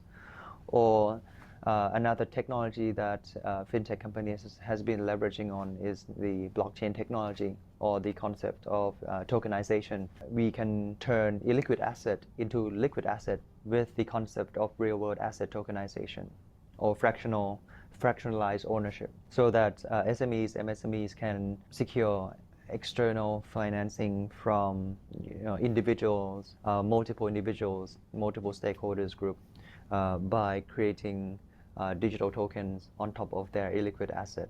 We call this investment token, right? To turn something illiquid into a more liquid asset, or to fundraise with the ICO, right? The initial coin offering. Or the third option here in this region is a rise of data-based lending. Over the past 10 years, there are a lot more data on the internet. So instead of relying on just traditional data, the technology companies leveraging on the non-traditional data from the data all over the internet. They leverage on the big data and the use of AI so that they can release the loan more quickly, more accurately, more instantly to much lower segments of the economy, much lower companies, by instead of leveraging on their asset as collateral or having to rely on companies having to have asset to back that loan. They utilize the existing data on the internet, whether we can use a combination of traditional data, is their bank accounts, right? The transaction on their bank account, in and out, cash flow statement, balance sheet. They are also leveraging on non-traditional data, which tells a lot about the health of the potential payback of the company. Combine them together, right? Do you leverage on this big data and AI to be able to release the loan quickly? And also even the government is pushing out a much smaller, much smaller stock exchange, right?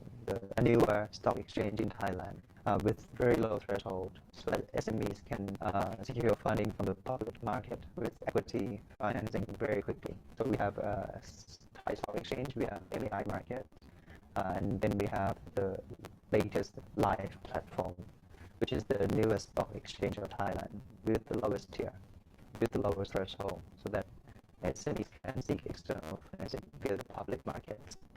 So these has been the 4 new options by leveraging on technology to bridge this funding gap over the past 10 years. But in the upcoming future, there could be a new challenge for SMEs and MSMEs to secure financing in the future. There's a rise of this green loan taxonomy where the central banks has been enforcing traditional banks to only provide loans to companies that are not destroying the world, companies that are able to change or adapt their supply chain to a much greener supply chain. And again, mostly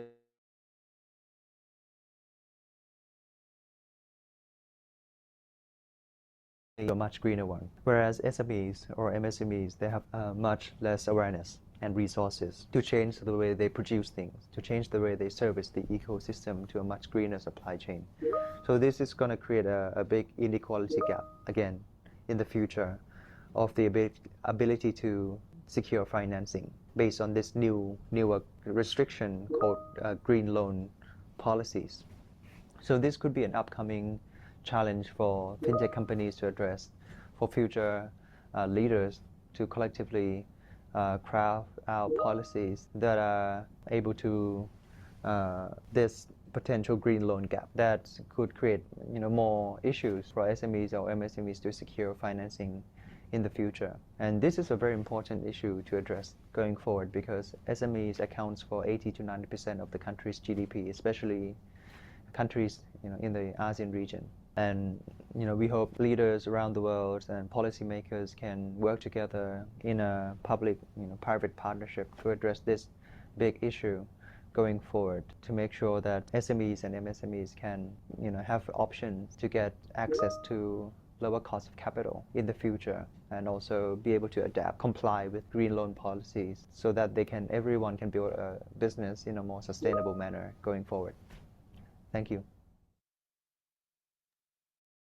Thanks for the inspiring words of Top. So now we move to our 4th session, where we will dive into innovative financing for MSMEs. So please welcome to our 4th Hello everyone, panel. my name is Top. I'm the founder and group CEO of BitCup.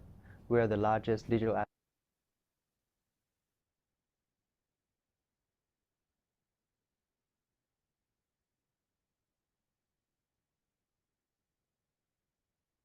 Okay, so please, we can now proceed with our 4th panel on innovative financing for MSMEs.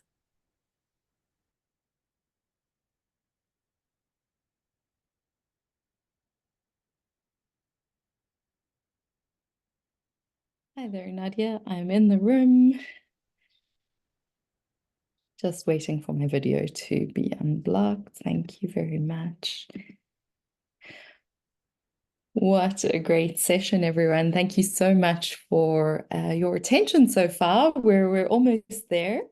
Welcome to our final session today on innovative financing for MSMEs.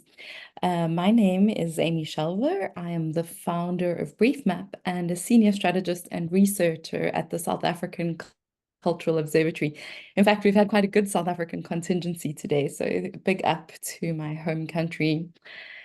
In this rapidly changing world, access to finance is critical for the survival of small businesses.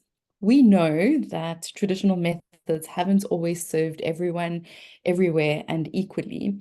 And in developing countries like where I'm from and some of my colleagues and panelists, survival entrepreneurship is more prominent than growing businesses are. And that's a huge problem for economic development.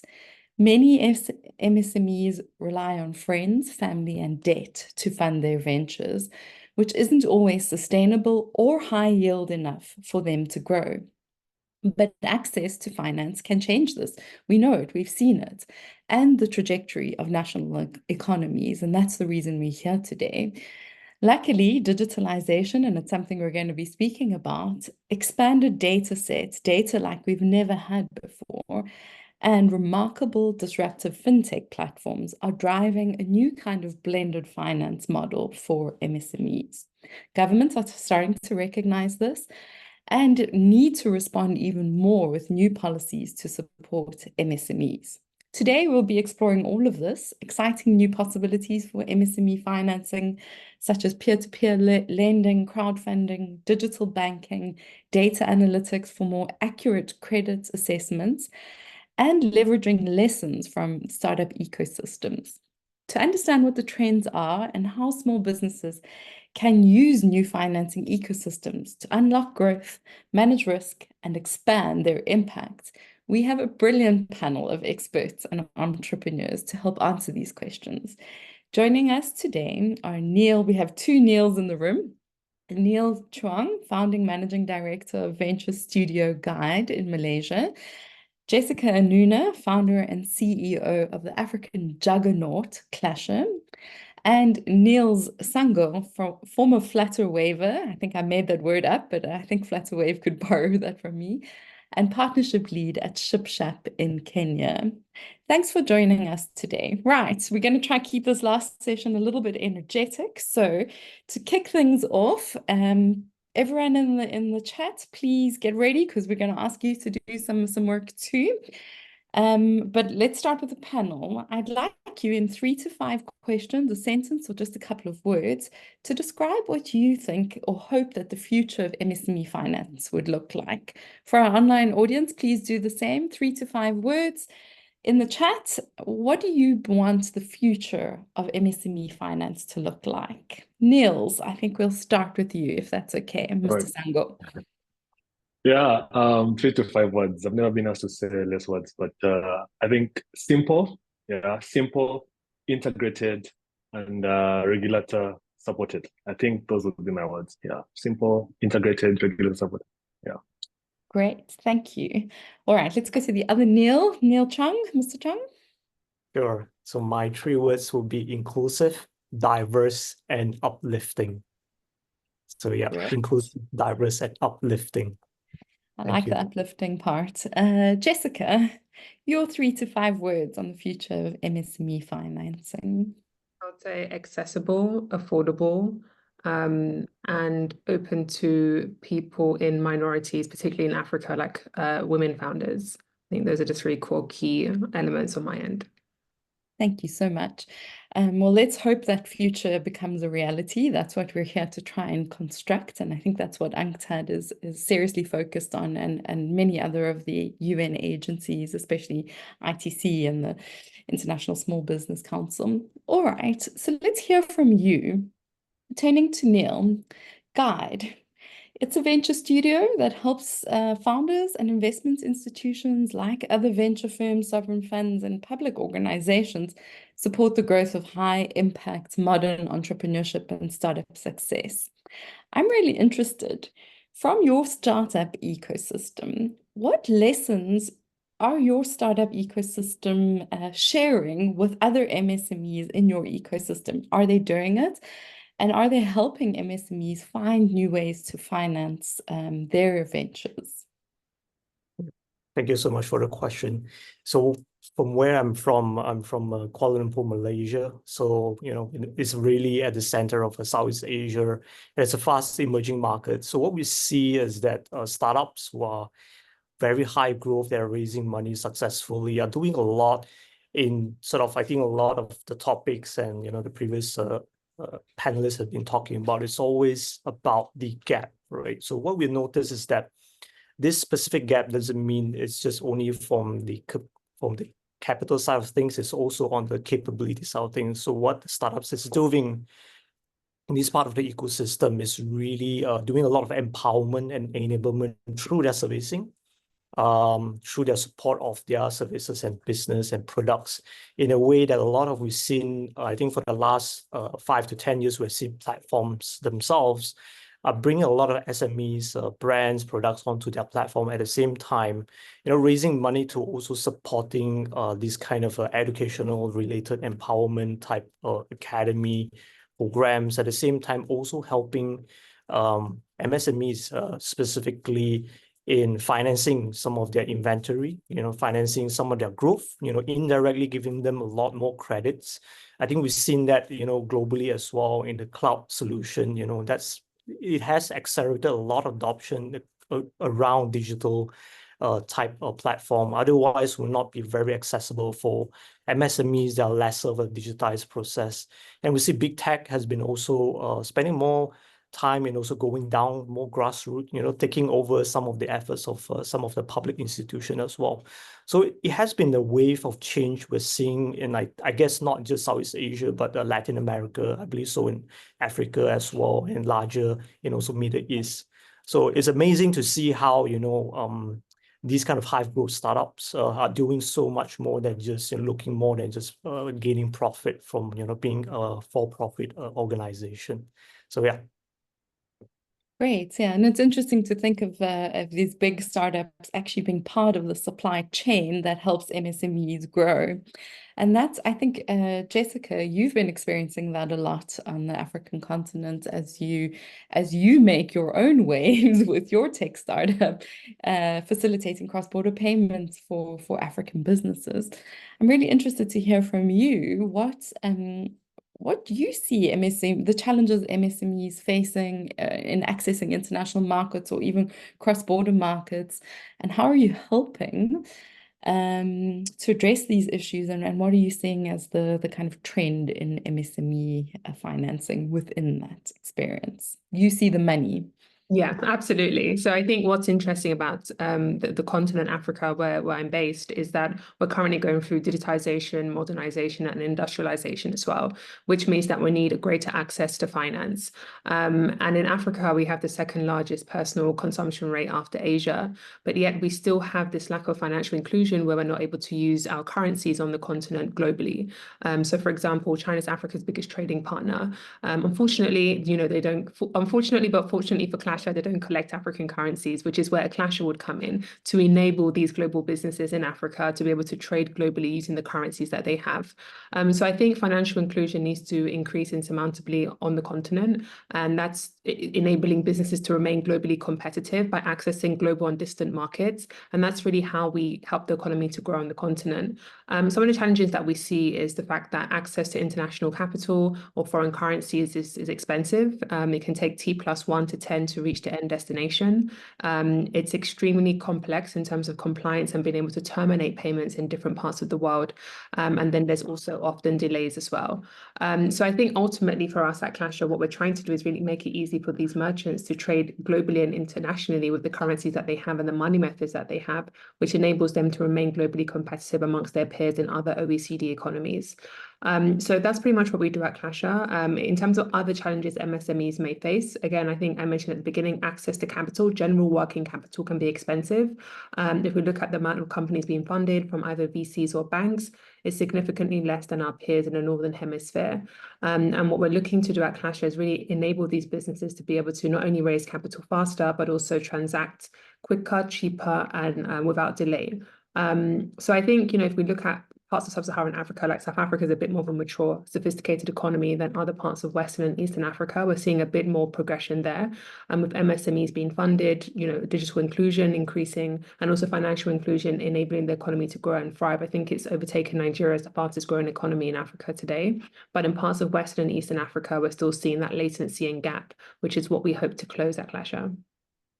Fantastic. And I think enabling the ability to trade actually then helps you self-generate the financing that you really need to take it to the next step. And I think with your platform as well, having the data that can then speak to that to enable better credit scores is something that has been missing.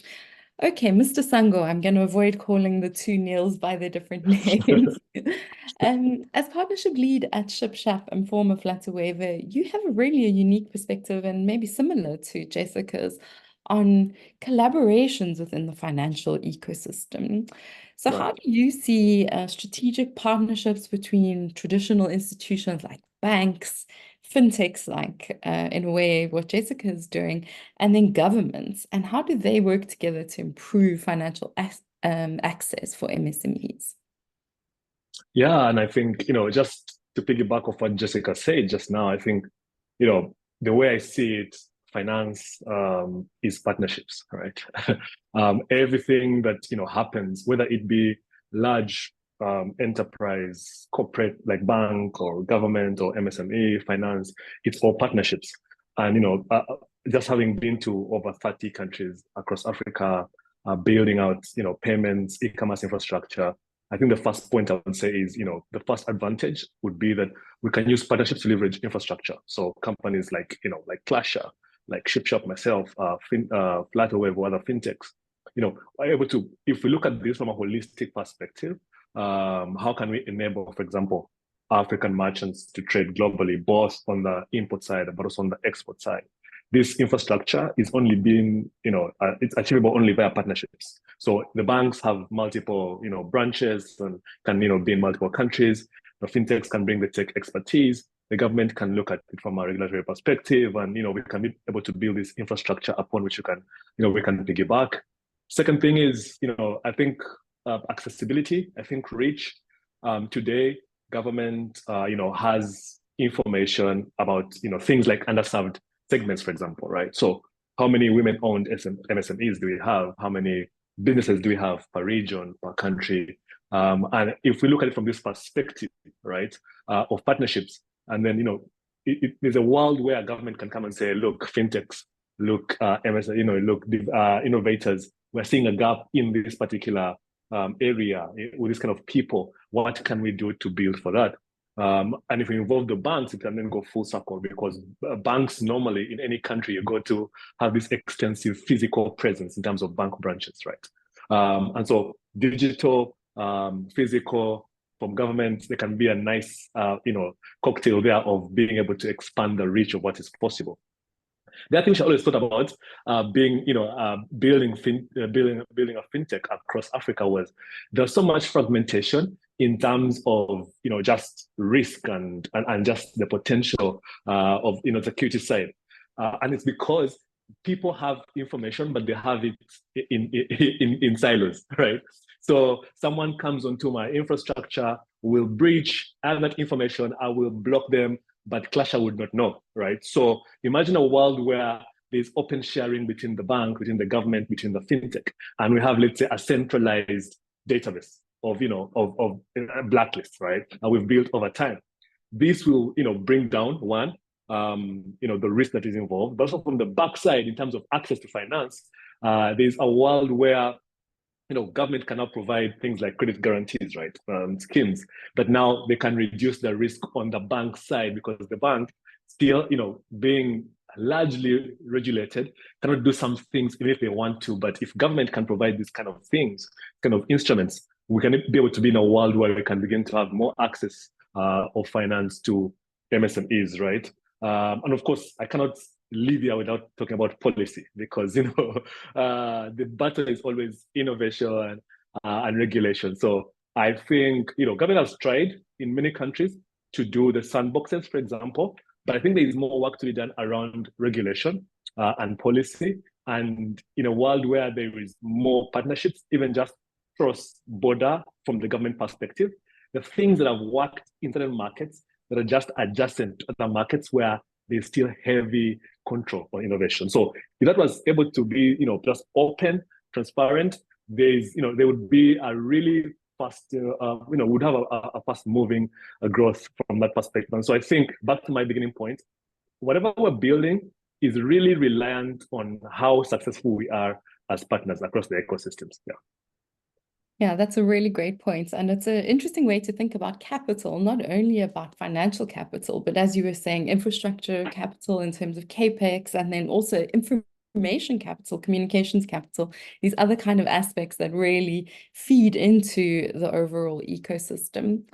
Let's speak about trends now, because there are many emerging trends, and some of them are so fast moving we can't hold on to them, and then others are actually concretizing in markets. Most MSMEs in emerging markets today, I think, and I've been a small business owner, get up and ask themselves, where am I going to get money? How do I get more financing so that I don't die tomorrow? I think you said this to me, Niels, and I can die today so I can see tomorrow. So I wanted to ask you, our panelists, and then also everyone that's still with us in the chat, if you can just, in an elevator pitch, one sentence, write down a couple of the key trends as you see it impacting MSMEs right now. What kind of innovative financing trends are you seeing? And then I'll turn to you, our panelists, as well. Jessica, I hope you don't mind if we don't start with you over there. What are some of the most promising emerging trends in MSME financing that you're seeing right now? Yeah. Am I good to go? Yes. I think what is so interesting, as Neil said, or Mr. Sango said, as we're referring to him on this call, is partnerships. I think payments is all about partnerships. We're actually seeing big fintechs lending smaller MSMEs, funds and giving them lines of credit and capital to be able to, use for working capital and lines of credit for different products that they have that need faster settlement times. And I think that interconnectedness and that network effect has been really interesting to see on the continent. We've been a benefit of that at the beginning. As you're starting, you're growing, you're trying to raise funds, other, fintechs or bigger banks have products that serve customers or merchants like Clash at the time. So I think we're really starting to see a lot of collaboration with payment companies. And I think that needs to be explored. Often people say that, we don't want to work with this company or that company because they're competitive, but actually they probably have something that you don't have because you can't build the entire value chain from end to end. So I think from a lending perspective, fintechs have really stepped up because they have extra liquidity and capital that they're now putting to use. I think the traditional banks are becoming a bit more flexible with some of the products that they have. Now that they're seeing the volumes coming from MSMEs, in my case, particularly fintechs, they're able to create products around those services and want to collaborate and create new solutions to be able to fund MSMEs. So I think that, right now is a ripe time, given that the African continent specifically, I know not everybody's from the African continent here, it is growing. So that means a lot more people are open and receptive to new ways of funding and new ways of producing capital. But I think those are the two main trends that I'm seeing come out, is the traditional banks who have been very conservative in lending and providing financing now opening up and having those conversations.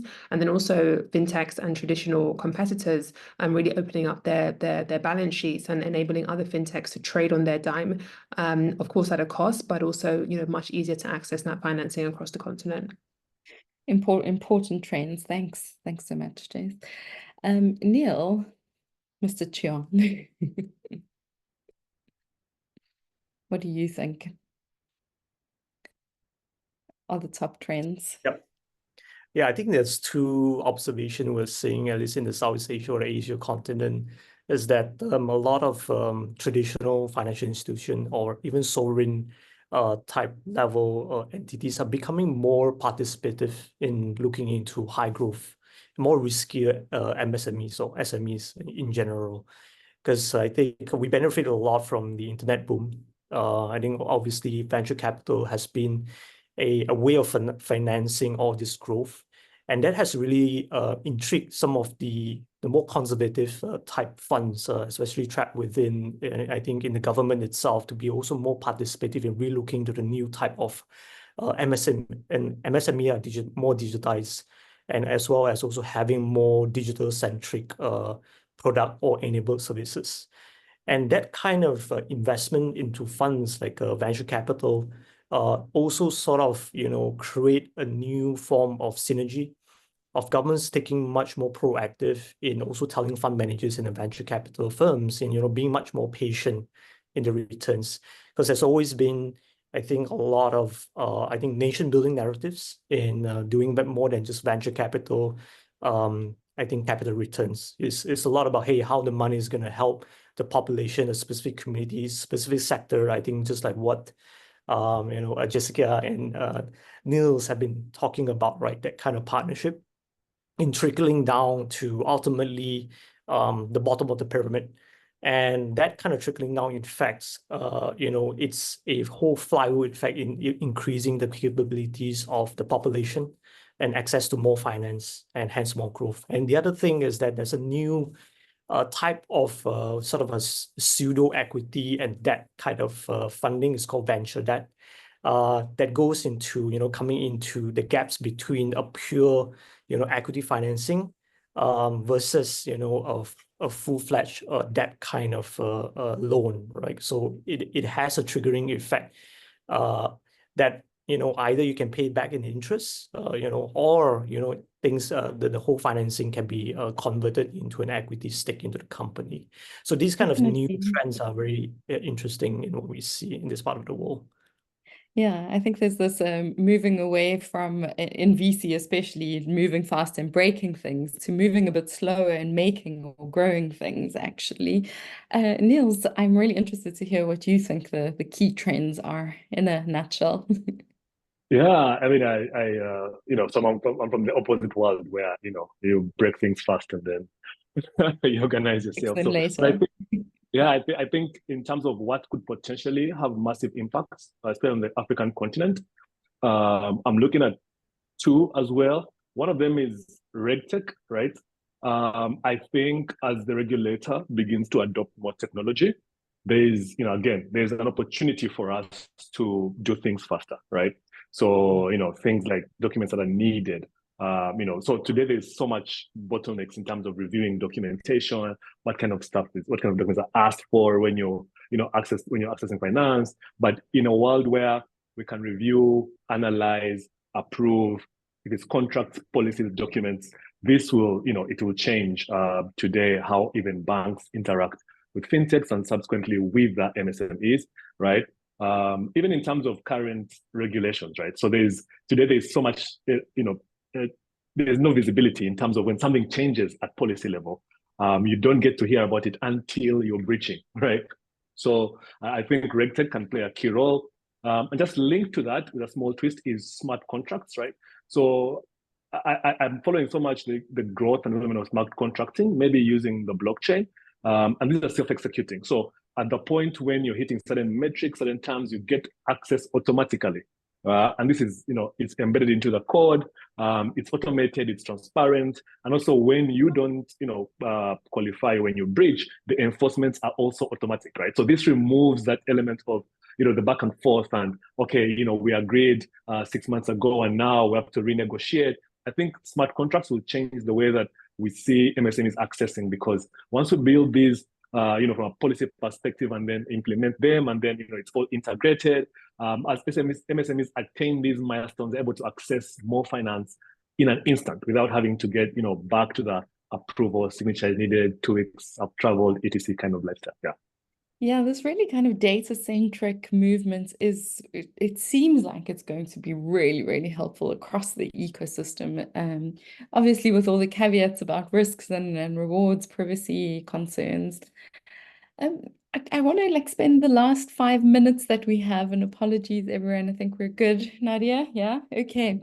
I'm just kind of looking at 3 more questions, if you don't mind. So we'll try and keep them short. So Niels, sticking with you, how can MSMEs, just kind of riffing off what you were saying, continue to use fintech platforms? And maybe JC, you want to answer this as well.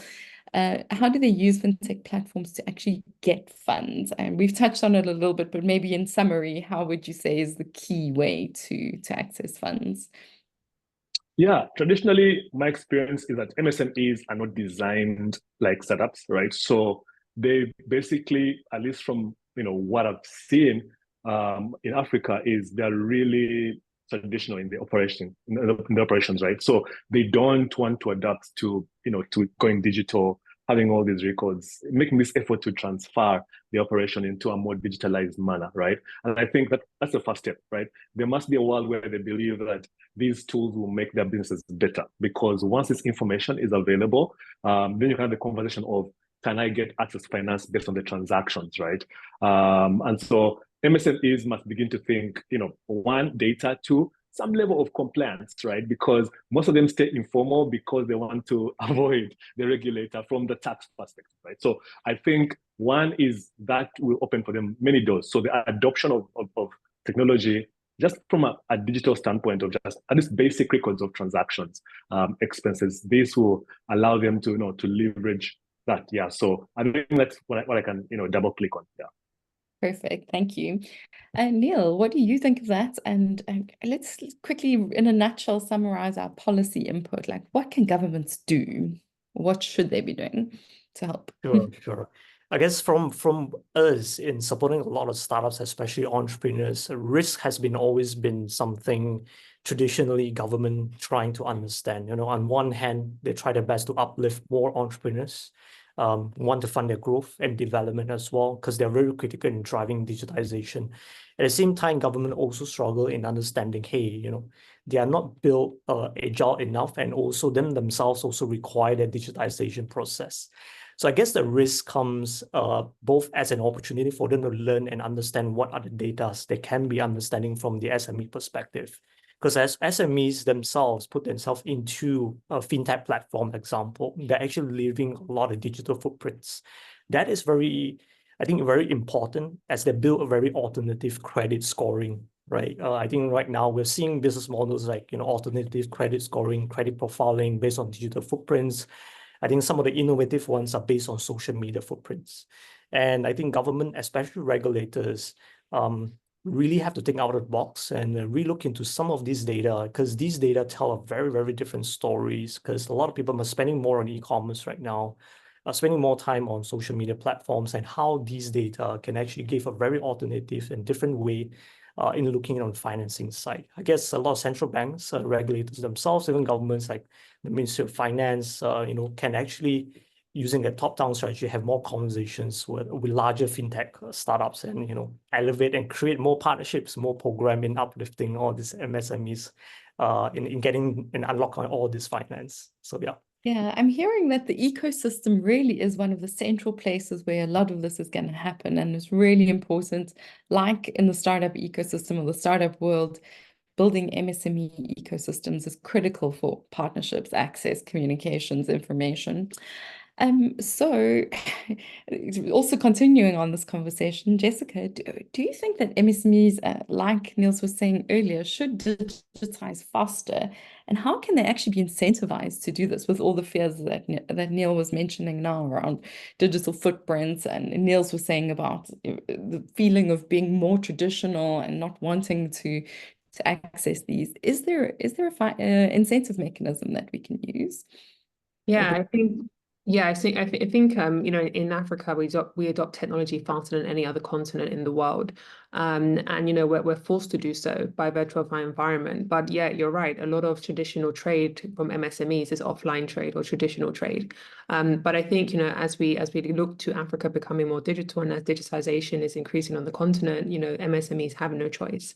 But I think looking at what needs to be digitized is important. Doesn't mean the entire business and value chain needs to be digitized. A lot of people have stores, traditional businesses that don't require full online products or ERP ERP systems to help them get to economies of scale. A lot of them actually are just doing traditional businesses, and that's fine. Even, you know, trading through WhatsApp or trading through Instagram arguably is digital and arguably is bringing things online. And we're seeing a lot of people, traditional stores, for example, coming online and doing things such as social selling. So I think it's really important to quantify what we mean by digitization and coming online. There's many ways that merchants and MSMEs can actually, you know, take advantage of that ecosystem. But I think what is really key is acknowledging and understanding that we live in a digital age. Yes, Africa, you know, the continent is behind technology-wise, and we've seen continents like China really develop in the last 20 or 30 years and really turn the countries like China and really turn the country around. And I'm really looking forward to seeing what we could do here in Africa. And I'm hopeful for where we can be in the next 5 to 10 years as our continent becomes more sophisticated, as our young population is ever growing, and as a digital economy continues to thrive as well. I mean, we're living in such exciting times, really. I think there've never been more people and more opportunities, more excitement, and a greater opportunity for interconnectedness. And that's part of the ecosystem building. Thank you, everybody, for such a fantastic, quick, snappy, sharp discussion. I think what we've really come to understand from this is that the future of financing is definitely evolving.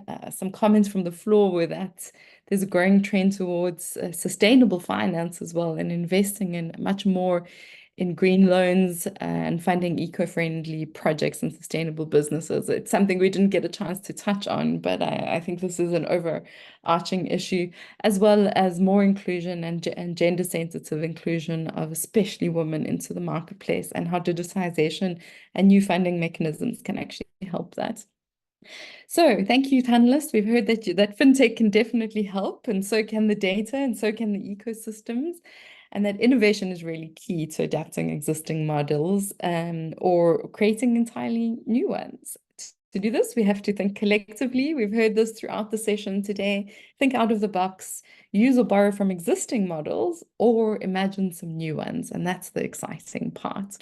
I think UNCTAD is already doing this. They're about to launch in September, from what I hear, an ecosystem strengthening initiative with Saudi Arabia to help early stage fintech entrepreneurs with their building out their entrepreneurial skills and strengthening their financial pillars. So I think this could also be replicated in Africa and Malaysia and Southeast Asia.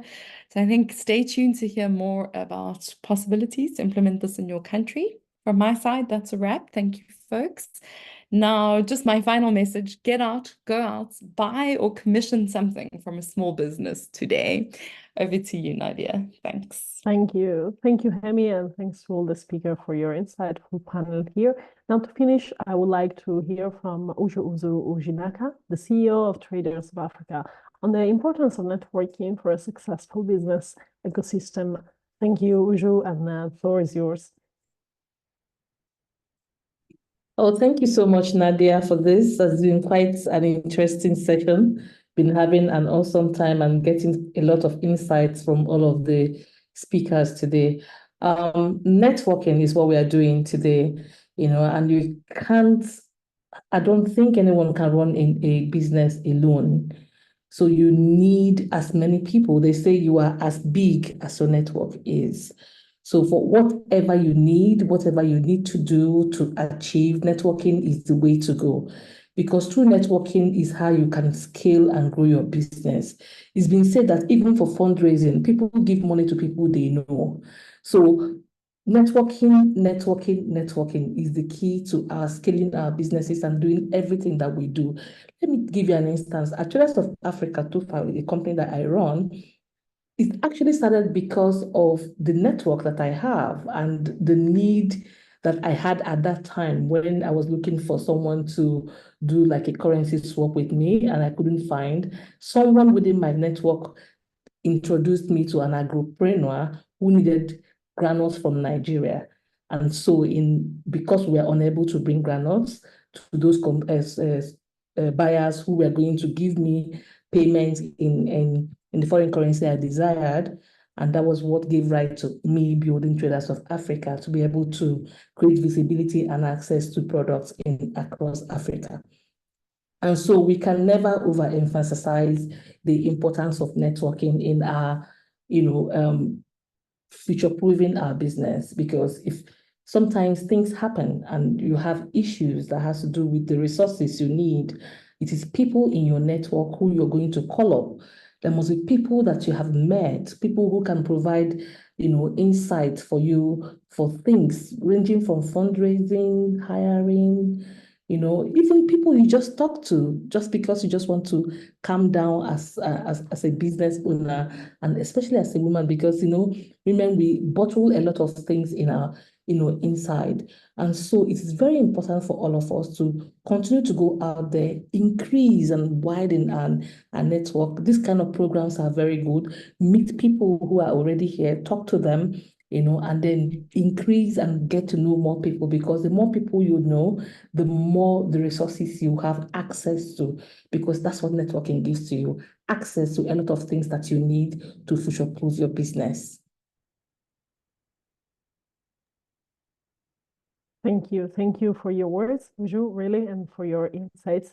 And we now come to a conclusion to our event today. And I want to thank you, to extend my thanks to all of you, to all our experts, and to all the people that join us and follow our session. Special thanks to all the speakers for the insights that you shared. And thanks for sharing your expertise. You really enriched this discussion. And I think that you brought some fresh perspective and innovative ideas. So my aim, my wish for today is to continue to collaborate, to innovate, to drive positive change together. Thank you once again, and thank you for joining us. We look forward to seeing you again to our future events. Goodbye, and take care, everyone. Thank you.